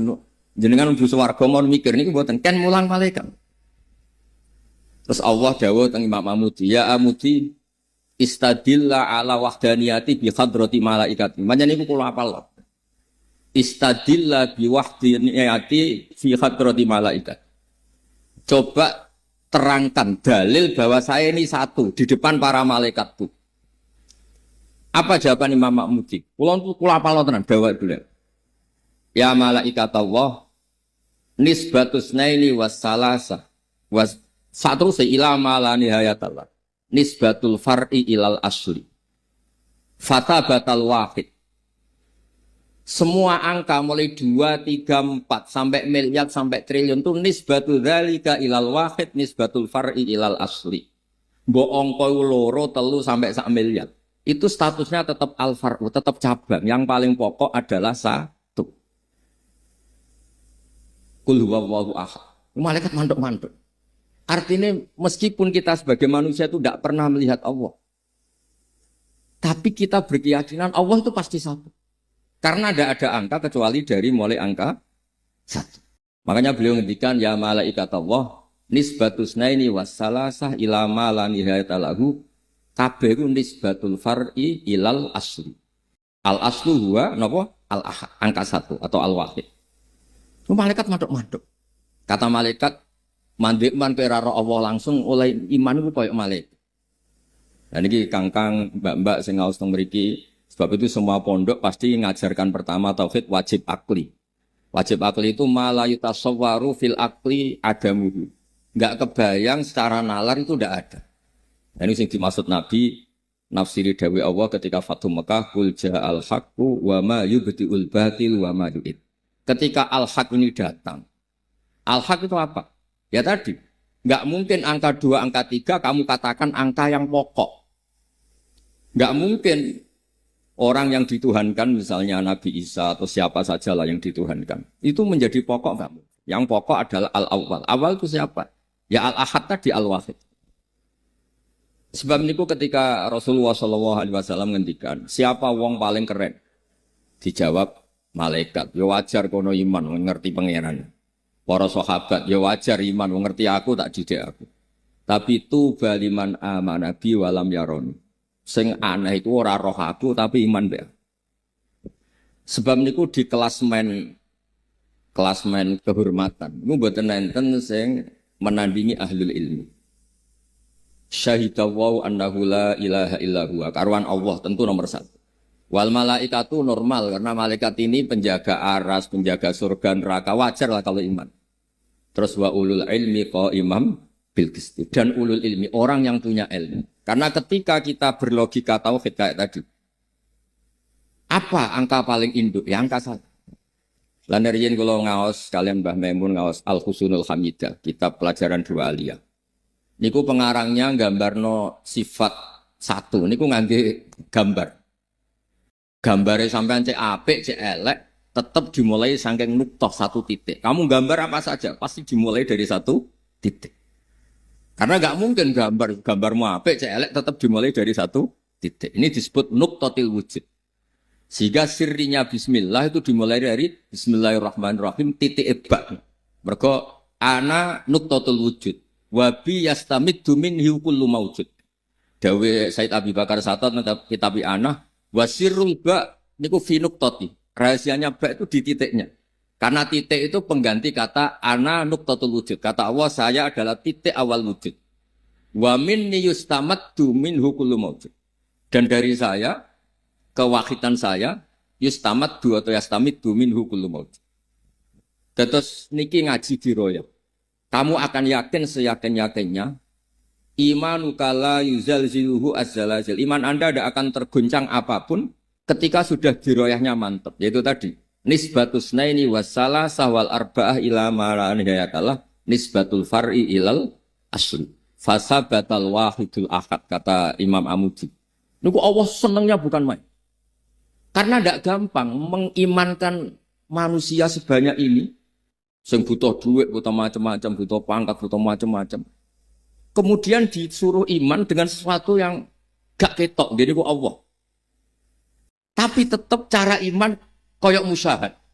Kados ro'a bi'ini ro'si. Jadi disebut alladzina yu'minuna bil ghaibi. Kayak apa hebatnya kita? Enggak ngerti langsung, tapi iman kita setara malaikat. Sama-sama tidak bisa digoyah. Dan itu sing makome pun yusab gitu wa alladzina amanu bil qauli sabit fil hayatid dunya fil akhirah. Ma huwa sabit. Sabit itu sesuatu yang nyata, yang pakem, yang enggak bisa enggak. Itu cara ulama disebut wajib napa? Akli ma la yutasawwaru fil akli adam. Orang enggak bisa bayangkan kalau hadzil makhluqat khalaqahal adam. Enggak mungkin makhlukat yang sudah maujudah kemudian penciptanya adalah adami ya, sesuatu yang enggak ada. Karena agak ketemu akal, misalnya ada teori al-adamu yakhluqu maujudan, sesuatu yang enggak ada itu menciptakan yang maujud, itu enggak bisa. Makanya sekali Nabi lahir dan memaklumatkan kebenaran, Allah ngendikan muji Nabi ini, bal naqdhifu bil haqqi 'alal batil fayadmaghuhu fa idza huwa zahid. Kamu tidak usah khawatir, hak dan batil itu bertarung, pasti menang hak. Karena hak ini al-haqqus sabit. Lalu kalau suwun guru-guru teng mriki ojo bosen-bosen nerangno wajib napa? Akli. Guru-guru madin, guru-guru kelas ojo bosen-bosen nerangno wajib akli. Dongane dikurangi. Ki donga nu repot, nak mandi jare ijazah top, nak ora mandi terus nyalahno ijazah itu repot. Fungsi donga niku kula nak ana wong raine ra rai mustajab, nak njuk ijazah bener kula ijazah. Misale ra duwe dhuwit, duha atau Fatihah. Engko seminggu ra mandi nu terus nyalahno sing ijazah. Padahal salah sing dijazah. Kulo nu termasuk kiai sing rapati sering donga, mergi mboten perkara napa-napa. Perkarane niku Nak umat dilatih donga niku tambah akeh sing terus koyo terkenal ngobos. Maksudnya misalnya ini kaji pati itu, Gus kalau dadekno ketua DPR kaji kafe itu, nak ramadi terus ketok, apa meneh presiden, bupati, gubernur kan lagi bar terus wah ramadi itu nggak Gus Wajid aku rada di bupati, repot. Nak mandi terus dikoyokno dukun dibaleni meneh, nah serepot. Mulane kula terkenal lah mboten sering donga. Kula nggih ngertos donga khumul ibadah gitu, terus tapi ya ampun sering-sering. Sing paling pokok niku ilmu. Mulai dari Dewi Imam Bukhari, nggak ada kata yang boleh mendahului kalimat tauhid. Padahal kalimat tauhid itu kalimat sing dadekno sampean mlebu swarga. Kecuali kata ilmu. Ini Dewi Imam Bukhari. Ini tenggene ayat fa'lam annahu la ilaha illallah. Nggak ada kata yang boleh mendahului kata la ilaha illallah kecuali kalimat yang terkait ilmu. Siji ke fa'lam annahu la ilaha illallah utawa asyhadu alla ilaha illallah. Semua itu kata yang terkait. Lan kula suwun Kangkang sedanten. Santri putra maupun santri putri kula suwun imanen ku imanan sing kamilan, iman sing bidalail al-qat'iyah bil hujjatil wadihah. Niki kados imane Imam Amudi wae. Imam Amudi kan mulang tauhid teng para malaikat. Kenapa kita sebagai manusia tahu betul kalau Allah itu satu? Terus diterangkan nisbatus naini wassalasah ila ma la nihayata lahu nisbatul far'i ilal asli. Semua angka berapapun itu binisbat ke angka 1 itu semuanya cabang, semuanya nginduk angka 1. Terus kul huwallahu napa? Sama, semua gambar, semua tulisan pasti dimulai satu titik. Lah titik yang di bismillah itu sing al mu'jiz. Mu'jiz niku delalah wis pokoke ora kepikiran. Sing dipilih Allah niku pertama ba. Mergo dawuh Imam Nawawi, Syekh Nawawi bi kana makana wa bi yakunu mayakun. Ba niki singkatan saking karena saya, karena Allah semuanya menjadi ada dan karena Allah pula yang belum ada suatu saat ada. Semua itu bergantung sama nuqtatil wujud. Yaiku Allah Subhanahu wa taala. Lah ini jenenge iman bediroya. Lah kula suwun Kangkang sing ngaos teng mriki iman sampai diroya. Sebab nek iman ngantos diroya ku kepenak. Mulane kula nate matur teng ngarepe para hadirin kathah wonten. Kenapa orang kalau mau mati itu tidak disuruh doa sama anak? Mau kon muni Allah, mangkana akhiru kalami la ilaha illallah dakhalal jannah. Mergo nak donga terus kepikiran mandi ta ora. Akhirnya be Allah rada curiga. Tapi nak sampean muni Allah, cek mandi ra mandi pokoke pangeran tetep jenengan Gusti. Pun niku pun final. Mboten penting mlebu swarga ta mlebu neraka, tapi yang jelas tetep pangeran jenengan. Mergo sekali donga mesti pikiran ngene mandi ta ora, aku uripku ya bulat terus ruwet lah, pokoknya bangsa donga niku ruwet. Ning bab tauhid Mas. Ning bab napa? Mboten angsal ning la ilaha illallah nggih mugi-mugi bener nggih kalimat la ilaha illallah kafir sampean kalimat mboten mugi-mugi. Pokoke ampun iman niku tuyutab itu waladina amanu bil qaulis sabit. Niki penting, kersane iman niku benten, donga niku karep. Ya jenenge karep. Mulane Imam Ghazali ketika pertama muqaddimah Ihya teng Fadhailut Ta'allum, Fadilati Ta'lim wa Ta'allum niku. Beliau cerita Rasulullah nu pun pintu masjid, kemudian melihat satu kelompok sahabat sing berdoa, yad'un wa yas'aluna Allah. Yang satu kelompok yu'allimunal halal wal haram. Nabi sempat berdiri, sempat gamang, terus kata Rasulullah, amma haula fayat'una Allah ta'ala. Insya'a a'tahum wa insya'a mana'ahum. Itu mereka itu orang-orang yang berdoa. Kalau Allah berkehendak ya ngasih, kalau enggak ya enggak. Terus kelompok yang satu yu'allimunal halal wal haram. Mereka mengajarkan halal dan haram. Wa innama bu'itsu mu'alliman, dan saya ditugaskan jadi nabi sebagai pengajar. Akhirnya Nabi fama la ilaihim. Kemudian Nabi ikut bergabung sing napa mutlak. Mboten kok terus sampean ra donga nggih mboten donga mboten apa. Tapi nak ngobos aja protes pangeran niku mau pesen kula mboten apa-apa. Donga kados Said Abdul Haddad mandi ra mandi dalil iftikar. Bukti nak kula butuh teng jenengan. Tapi yang mendesak teng zaman akhir itu kemampuan ilmu, kemampuan mengelola ilmu. Karena kalau pun mengelola ilmu kados wae. Mbok donya kaya apa rusake, tetep Al-Wahidul Qahar namung Allah. Kula nate dijazahi Mbah Mun sanurihim ayatina fil afaq niku niki cerita ilmiah mun karena ini yang saya tekuni. Kula kan maknani saya hak maknani sanurihim ayatina fil afaq. Kula maknani normal. Sanuri bakal merono ingsun Allahim ing wong-wong mukmin, tiang-tiang sing saleh. Terus dhewe Bang, ya ora kudu saleh, him ya wong akeh. Terus kula sempat bantah, tapi memang ranahnya ilmiah, dadi boten nglamak, boten sok ladeg. Tapi jenengan sering dalil bahwa ayatum bayinatun fi suduril ladina utul ilm. Ya ora tapi ayat iku him tetep wong akeh. Ora kudu wong Islam, ya ora kudu wong apik. Lah kok saged? Umar iku orang Islam isih kafir, Allah ngersakno paham ya paham Quran, berarti sanurihim ayatina ya Umar. Ya akeh wong kafir dadi him ing wong akeh. Terus kula kira dibantah napa kados Mbah Karim mangger him wong akeh wa mengkono dalika mengkono ya ngono, pokoke ngono. Kula sempat bantah, dewe Mbah Zubair nak rujuk kedah hakim. Ya iku Mbah Zubair ya ben Mbah Zubair, Mbah Karim ben Mbah Karim. Tapi apapun itu ilmiah. Artinya ketika Anda yakin him ini kepada ulama atau sholihin, fakaifa bi islami Umar khina sami al-Qur'ana walam yakun yauma idin musliman. Kalau him kamu rujukkan orang Islam, lah Umar ketika sami al-Qur'an wa amana itu dereng ate mondok. Mboten ate dulang Pak Takhrir Sayyidina Umar. Dereng ate bayar iuran teng mriki dereng. Tapi dengar Quran iman. Jubair bin Mut'im. Niku orang pinter-pintere wong Arab. Jubair itu delegasi orang Arab untuk membebaskan Asra Badrin. Kafir. Rawuh teng Madinah dalah Nabi pas mau surat Wattur wa kitabim mastur fi rabbim mansur. Dengar di antaranya Nabi sampai ayat am khuliqu min ghairi syai'in. Masa manusia yang maujud ini diciptakan tanpa asal usul. Niku dawuh Jubair bin Mut'im faka'an nama sudi aqalbi. Sebagian riwayat kada qalbi ayatiro, hampir hatiku terbang. Niku Nabi dereng selesai sholat, habis sholat salam, Nabi langsung diparani Jubair bin Mut'im, aslamtu, saya Islam. Otak saya, pikiran saya habis oleh ayat tadi. Ayat tadi kan jelas. Am khuliqu min ghairi syai'in. Masa alam raya yang maujud ini diciptakan tanpa sesuatu sing napa? Maujud. Terus pokoknya terus logikanya itu di cara Jawa diaduk-aduk. Sampai akhirnya ngerti al-haq huwal Islam atau al-Islam huwal haq. Niku nggih dereng Islam nggih dereng nate mondok. Nah, dari sekian peristiwa niku ketok alim alamae Mbah Maimun. Dadi dawuh Mbah Mun him ing wong akeh, napa? Him ing wong ayatina. Dadi sampe anak di guru sing sok tahqiq anut maknane model gua utawa mengkono iku lahu kedhe mengkono wa dalika mengkono amam. Niku critane Mbah Mun. Dewe bapak Mbak Karim nak ngerujukno aku mengkono. Mbak Zubair kudu tahqiq. Dan maksudnya kula niku bejo, sedanten santri sarang bejo. Nah kepen tahqiq anut Mbak Zubair, kepen rileks tapi ya bener Mbak Karim. Terus Kirian itu terkenal, Mas saya sarang nak kecelakaan kalian Mas saya Lirboyo niku. Ilmu iku hewan yang gesit. Nak ra mbok cancang ucul. Mulane santri-santri Jawa Timur kola ngendikan dimaknani. Kola dimaknani kultu dawuh ingsun dimaknani. Nah santri sarang mboten, sing bebo ora dimaknani ra iso lah, ra dimaknani mergo kok darane goblok. Soleh, ibu-ibu pinter.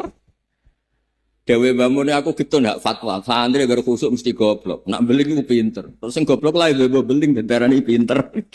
Niku cek elek biyane bapun terkenal. Dhisik santri gara khusuk niku mesti goblok. Angger beling pinter, saiki do beling ben darani pinter. Padahal jebule goblok lah niku pun. Masyhur bangun ketika zada khusyuan zada napa? Jalan. Ana santri jamaah terus ngarep bangun tak kok. Mesti kira seneng mutolaah. Mulane jamaah terus wah ya rada. Kadang-kadang manhaj bangun ya rada unik. Mergo nek sing sering mutolaah yo pancen ya ngerti fadilah salat go guri barang udah ngerti. Intine niku terus mas saya sarang ngendikan, nggih, Mbah. Sapi utawi kidang utawi buruan nak kecekel terus dicancang kakean nggih mati. Sampeyan di wedhus ben ra ucul, gulune mbok cancang, sikile mbok cancang, mripate mbok lakban niku ora situ. Mati akal. Dadi intine iku saling melengkapi. Sing mas saya sarang kowe duwe berburu kijang, setelah ketangkep kamu lepas. Ya ilang tenan. Kados santri sarang sing rapati pinter gak dimaknani bareng mulai sering diamu ibojo ape ngorek wis ra iso. Nek santri kene boyo sakit mergo maknane napa? Bek. Nek kebek kan kejiret. Mati. Nah sampean niku ya benal hayat wa maut ngoten mau sok urip ya rada mati rada urip ngoten mawon. Terus kula niku alhamdulillah ngaji niku khatam sanget. Kula ngaos Mbah Mun nggih lami, ngaos Mbah Ubab nggih lami. Terus kula riyen nak ngaos sorogan. Mulane kula suwun santri-santri sakniki nak wonten kanca sing alim atau guru ngaji sorogan. Ben qara'tu ala syekh. Pentingnya qara'tu ala syekh itu Anda baca, Anda mandiri, Anda benar atau salah itu mandiri. Lah nak ngaji ngrungokno niku ora modal nih. Oh, sok khinzir dimaknani celing mergo celeng ndekne wong Batak. Wis ribet. Kula niku jan nate nyekseni tenan, wonten guru kalah kalian murid gini. Faman mengko te sapane wong saraka nyolong sapa man albedota ing anduk. Bedo dimaknani anduk. Gurune takok, "Cung kok anduk?" Bareng gitu. Iku macane ndok, Juk. Lha niku gurune kalah mergo muridé berarti nyuri anduk boleh, Pak. Ya enggak boleh. Kan yang haram nyuri ndok, kalau anduk boleh ya enggak boleh. Berarti sama dong, Pak. Anduk sama ndok, sama-sama haram. Kok repot tuh? Kira pun ndok ge angsal, anduk ge sama-sama statusnya napa? Haram. Terus kula suwun makalah niki napa lawalam yakun maja'a bi Muhammadun dinan lakana fi aqlin nasi hasan. Aniki pun Pak Sekjen dugi niki mungkin pidato Pak Sekjen. Mesti njalukno sepura ketua umum sing mboten dugi niku. Mboten wani lho mboten enggak. Terus kula suwun santri-santri al-hukmul akli atau al-wajibul akli niku ditanamkan betul. Sehingga jenengan ketika ngadepi apapun termasuk ngadepi sakaratul maut, kowe yakin sakul yakin Allahu al-wahidul ahadus somad. Karena angka 2, 3 sampai 4 sampai 5 niku dibanding angka 1 niku napa nisbatul far'i ilal asli. Sedanten nggih selamat hadir niki Bapak Sekjen sedanten para mas saya. Nggih kula terusaken nggih. Marhaban Pak Sekjen rawuh. Terus kula suwun santri-santri itu cara mengkaji ilmu itu sampai logika itu terbangun. Sebab itu pesannya mas saya sekarang qaddimid dirayah ala riwayah. Misalnya begini, Anda yakin, sakul yakin kan kalau kita masuk surga itu karena fadlullah. Kita yakin kan masuk surga itu karena fadlnya Allah. Misalnya ada riwayat la yadkhulu ahadukum al-jannata bi amalikum qalu wala anta ya Rasulullah qala wala ana illa ayataghammadani Allah bi rahmatih. Oke, kita sepakat kalau masuk surga karena fadlnya Allah bukan karena amal. Lalu orang-orang soleh itu kadang merasa rugi. Wah, tari wangi tahajud, witir, jublim di surga karena fadl. Kadang-kadang koyok egois, ben ngamali diregani. Tapi ketika ada diroyah, ada kajian dari riwayat tadi. Saya ulang lagi, ada diroyah itu kajian riwayat. Ada cerita, suatu saat ada orang sing ya'buduwa khamsami'ati sanatin. Nyembah Allah itu sampai 500 tahun. Era dulu, zaman orang Bani Israel. Kemudian dia masuk surga. Sama Allah ditanya, kamu tahu kenapa Anda masuk surga? Tahu ya Allah, karena saya menyembah engkau dan lam ya'aksika. Saya tidak pernah maksiat ke engkau, torfata ini saya tidak pernah maksiat. Kata Allah, ya sudah kamu masuk surga 500 tahun. Loh kenapa Gusti? Katanya surga selamanya. Ya karena kata kamu karena amal kamu 500 tahun, ya surganya 500 tahun, fair kan? Ya jangan Gusti, saya ingin surga selamanya. Yang selamanya itu fadl tu rahmatku, amal kamu terbatas. Ya sudah Gusti fadl jenengan ya. Itu diroya, setelah dikaji itu kepenak. Iddah juga sama. Iddah itu libaro atir rahmi. Ada kepastian rahim itu tidak tercampuri oleh mani orang lain. Jika ada iddah, misalnya kalau haid 3 kali masa suci, kalau hamil lewat hamil. Tapi kalau kamu kaji ilmiah itu kepenak. Misalnya kayak Rabi Wong rondo cek sopo wae, orang mbok iddah sik. Jebule lahir boweling keriting welek wireng playon ngerumat tahunan jebule anake wong mantel kan. Bare kaya ana iddah ana kepastian rondo sing mbok rumat ora. Sok ben nak ndek anak ku ora anakmu.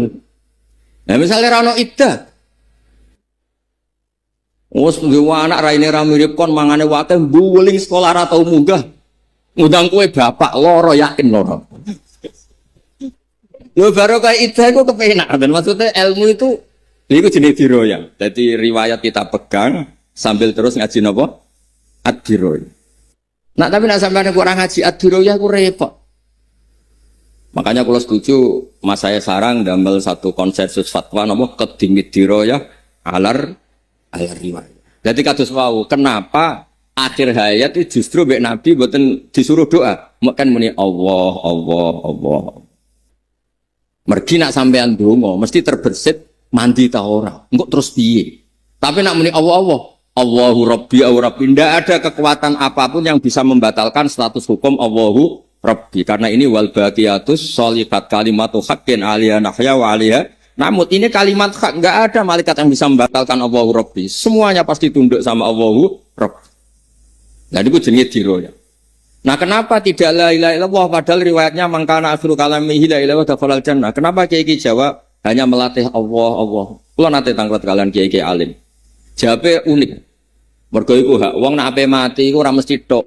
Ngok la ilaha terus dadak malah repot kabeh. Wis nek muni Allah misale keliru muni A kan lumayan daripada la ilaha ra tutuk mendingan muni A.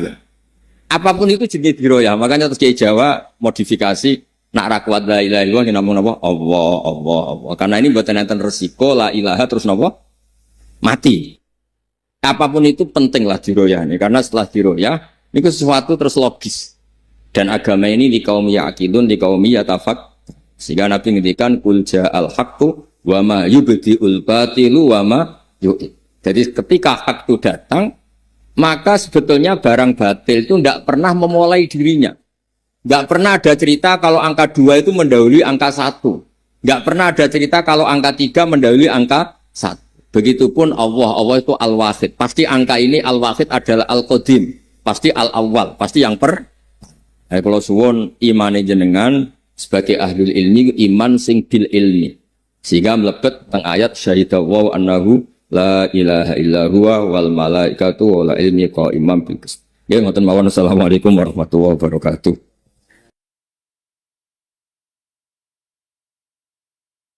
Boten nenten tradisi teng kene Quran bahas kebaikan apapun kecuali niku dinisbatno teng zuriyah, teng anak turun.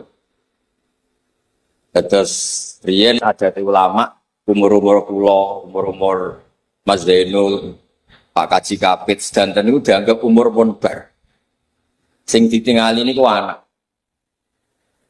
Terus riyen Nabi Ibrahim niku nak mlampah-mlampah terus ngertos Nabi wa Ismail Ishak niku seneng.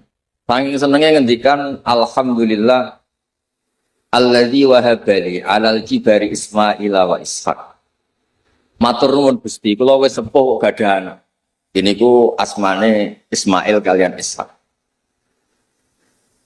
Mergi riyen niku tiyang pun gadah peradaban. Ngandani wong wangen. Selain orang mesti nurut, sing karuan wonten gen niku unsur gen. Niku iku anak. Mergi anak itu saged dilatih sesuatu sing mboten enten hitung-hitungan untung napa rugi. Kula gadah cerita kalian peneliti-peneliti ini. Ketika Uni Soviet sebagai negara ateis, negara komunis, niku sing nyelamet tau didik tengah anak. Atas tiang-tiang Uzbek, Ceknya, beberapa negara yang kemudian jadi persemakmuran dan semuanya menjadi Muslim. Niku tiang-tiang gak ada bunker, gak ada kamar privat, gak ada tempat-tempat privat. Niku mereka mengajarkan la ilaha illallah Muhammadur Rasulullah, meskipun sistem negaranya zaman itu ateisme. Sehingga itu terjadi puluhan tahun, bahkan dekati ratusan tahun. Saat Uni Soviet niku merdeka, niku anak putu tetap ngertos kalimat tauhid niku la ilaha illallah Muhammadur Rasul. Niku pentingnya didik anak. Sebab niku iki kula boten kata-katanya boten biasa pidato kata-kata. Sebab niku kalimat tauhid piyambak niku diisnatno kelanggengane kalian Allah tenggene ayat wa ja'alaha kalimatam baqiyatan fi aqidi. Kalimat tauhid secara makna tentu abadi, tapi yang bisa memandangkan, yang melestarikan dan kemudian mensosialisasikan dia anak. Ane wa ja'alalan gawe sapa Nabi wa Ibrahim ha ing kalimat tauhid digawe kalimatan ing kalimah baqiyatan kang abadi fi aqidi ing dalam anak turune Nabi Ibrahim. Dados nak anak turun kita dilatih la ilaha illallah niku kalimatu haqqin alaiha nahya wa alaiha namu. Dilatih nikmate iman wis luar biasa, nikmate Islam luar biasa. Insyaallah anak itu rapati njaluk warisan teman-teman. Tapi nak mulai cilik dilatih pentingnya duit, pentingnya warisan, tuntutannya nggih warisan. Jadi wis ajarane salah, dia akibat yang buruk bagi orang tua dituntut warisan. Tapi anak putu jenengan latih kalimat tauhid, wis seneng mbek barang hak, mboten nuntut materi, mboten nuntut waris. Sebab niku kula mboten mungkin ngandani Mbah kawula Mbah pas lagi kula cerita betapa anak niku penting. Sampai kelangsungane Islam mawon Nabi nate ngendikan tanakahu tanasalu takasaru wa fi riwayatin fa inni mubahin bikumul umam. Kowe nang duwe anak, nak iso ya sing akeh, mesti akeh kualitas karena aku iku bangga. Terus niki sing perlu dingerteni teng kaji kula cerita karena kula niku sering maos Quran. Niku mun kula cek mboten nenten kebenaran abadi sing diisnatno teng manungsa kados isnate kalimat tauhid teng kene dzurriyyah disebut wa ja'alaha kalimatam baqiyatan fi aqib. Sebab niku para peneliti kita, kenapa ketika Uni Soviet jadi persemakmuran, langsung beberapa negara ini langsung memaklumatkan diri ikut negara Islam. Kenapa? Karena ketika masa-masa dikekang oleh Uni Soviet, itu tetap diajarkan tauhid. Meskipun tidak ada madrasah, tidak ada pondok. Tapi mereka punya kamar-kamar tersembunyi yang tetap mengajarkan tauhid. Jika ketika kebebasan beragama itu muncul, langsung doketo asli ini. Ternyata mereka ahli tauhid, ahli apa? Islam. Terus niki penting kersane jenengan kertas pilih al-madrasatul ula, madrasah paling pokok adalah sistem dalam rumah tangga. Boten terkait dengan sewu ada pondok besar atau madrasah besar, oke lah kita syukur ada itu. Tapi tetap yang terkait hubungannya anak kalian yang sepuh. Sebab niku Nabi Ibrahim ketika ada anak istilahno alhamdulillah alladzi wahabali alal kibari Ismaila wa Ishaq. Bahkan Nabi Ibrahim ketika dahulu nak nangis nggih ngoten, kula alal haq, kula niki bener. Kula jitu bil haq, saya membawa kebenaran. Tapi artinya apa? Kalau saya tidak punya keturunan yang mempertahankan itu, sehingga beliau mati-matian donga kepen gadah napa? Anak. Meskipun wis sepuh. Ketika dituruti kalian Allah, dia pun sakire dilatih tauhid, dilatih komitmen, dan terakhir beliau donga Rabbana wab'ats fihim rasulam minhum yatlu 'alaihim ayatik. Meskipun niki anak kula pun mukmin, putu kula mukmin, kula ingin keberlanjutan Islam, keberlanjutan kebaikan, keberlanjutan komunitas kebaikan. Terus beliau donga, Rabbana wab'ats fihim rasulam minhum yatlu 'alaihim ayatik. Terus dituruti gadah zuriyah asmane Rasulullah Muhammad sallallahu alaihi wasallam. Sebab niku Nabi Muhammad diistilahno ketika megang teguh tauhid millata abikum napa Ibrahim. Terus niki kula suwun sing gadah anak, gadah putu utawi ditakdir buatan gak ada anak, gak ada anak-anak binaan, anak-anak asuhan, sedanten kula suwun kabeh niku motivasine gak isenu netepno kalimatu haqqin, kalimat sing bener, kalimat-kalimat ingkang ndadosaken kita sedanten ketemu Allah ma'assalama wa husnil akibah. Nggih ngoten mawon. Assalamualaikum warahmatullahi wabarakatuh. Assalamualaikum warahmatullahi wabarakatuh.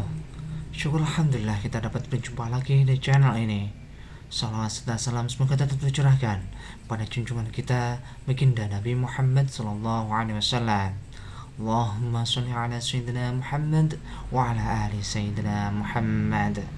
Harapan dan doa kami semoga Allah Subhanahu wa taala senantiasa memberikan kesehatan, limpahan rezeki, panjang umur serta ampunan untuk kita semua. Amin amin ya rabbal alamin. Sahabat beriman yang dirahmati Allah Subhanahu wa taala, alhamdulillahirabbil alamin. Telah kita simak bersama kajian khutbah Kiai Haji Ahmad Ba'udin Nur Salim. Semoga apa yang disampaikan oleh beliau dapat bermanfaat dan barokah untuk kita semua. Amin amin ya rabbal alamin. Wal taufiq wal hidayah wal inayah. Wassalamualaikum warahmatullahi wabarakatuh.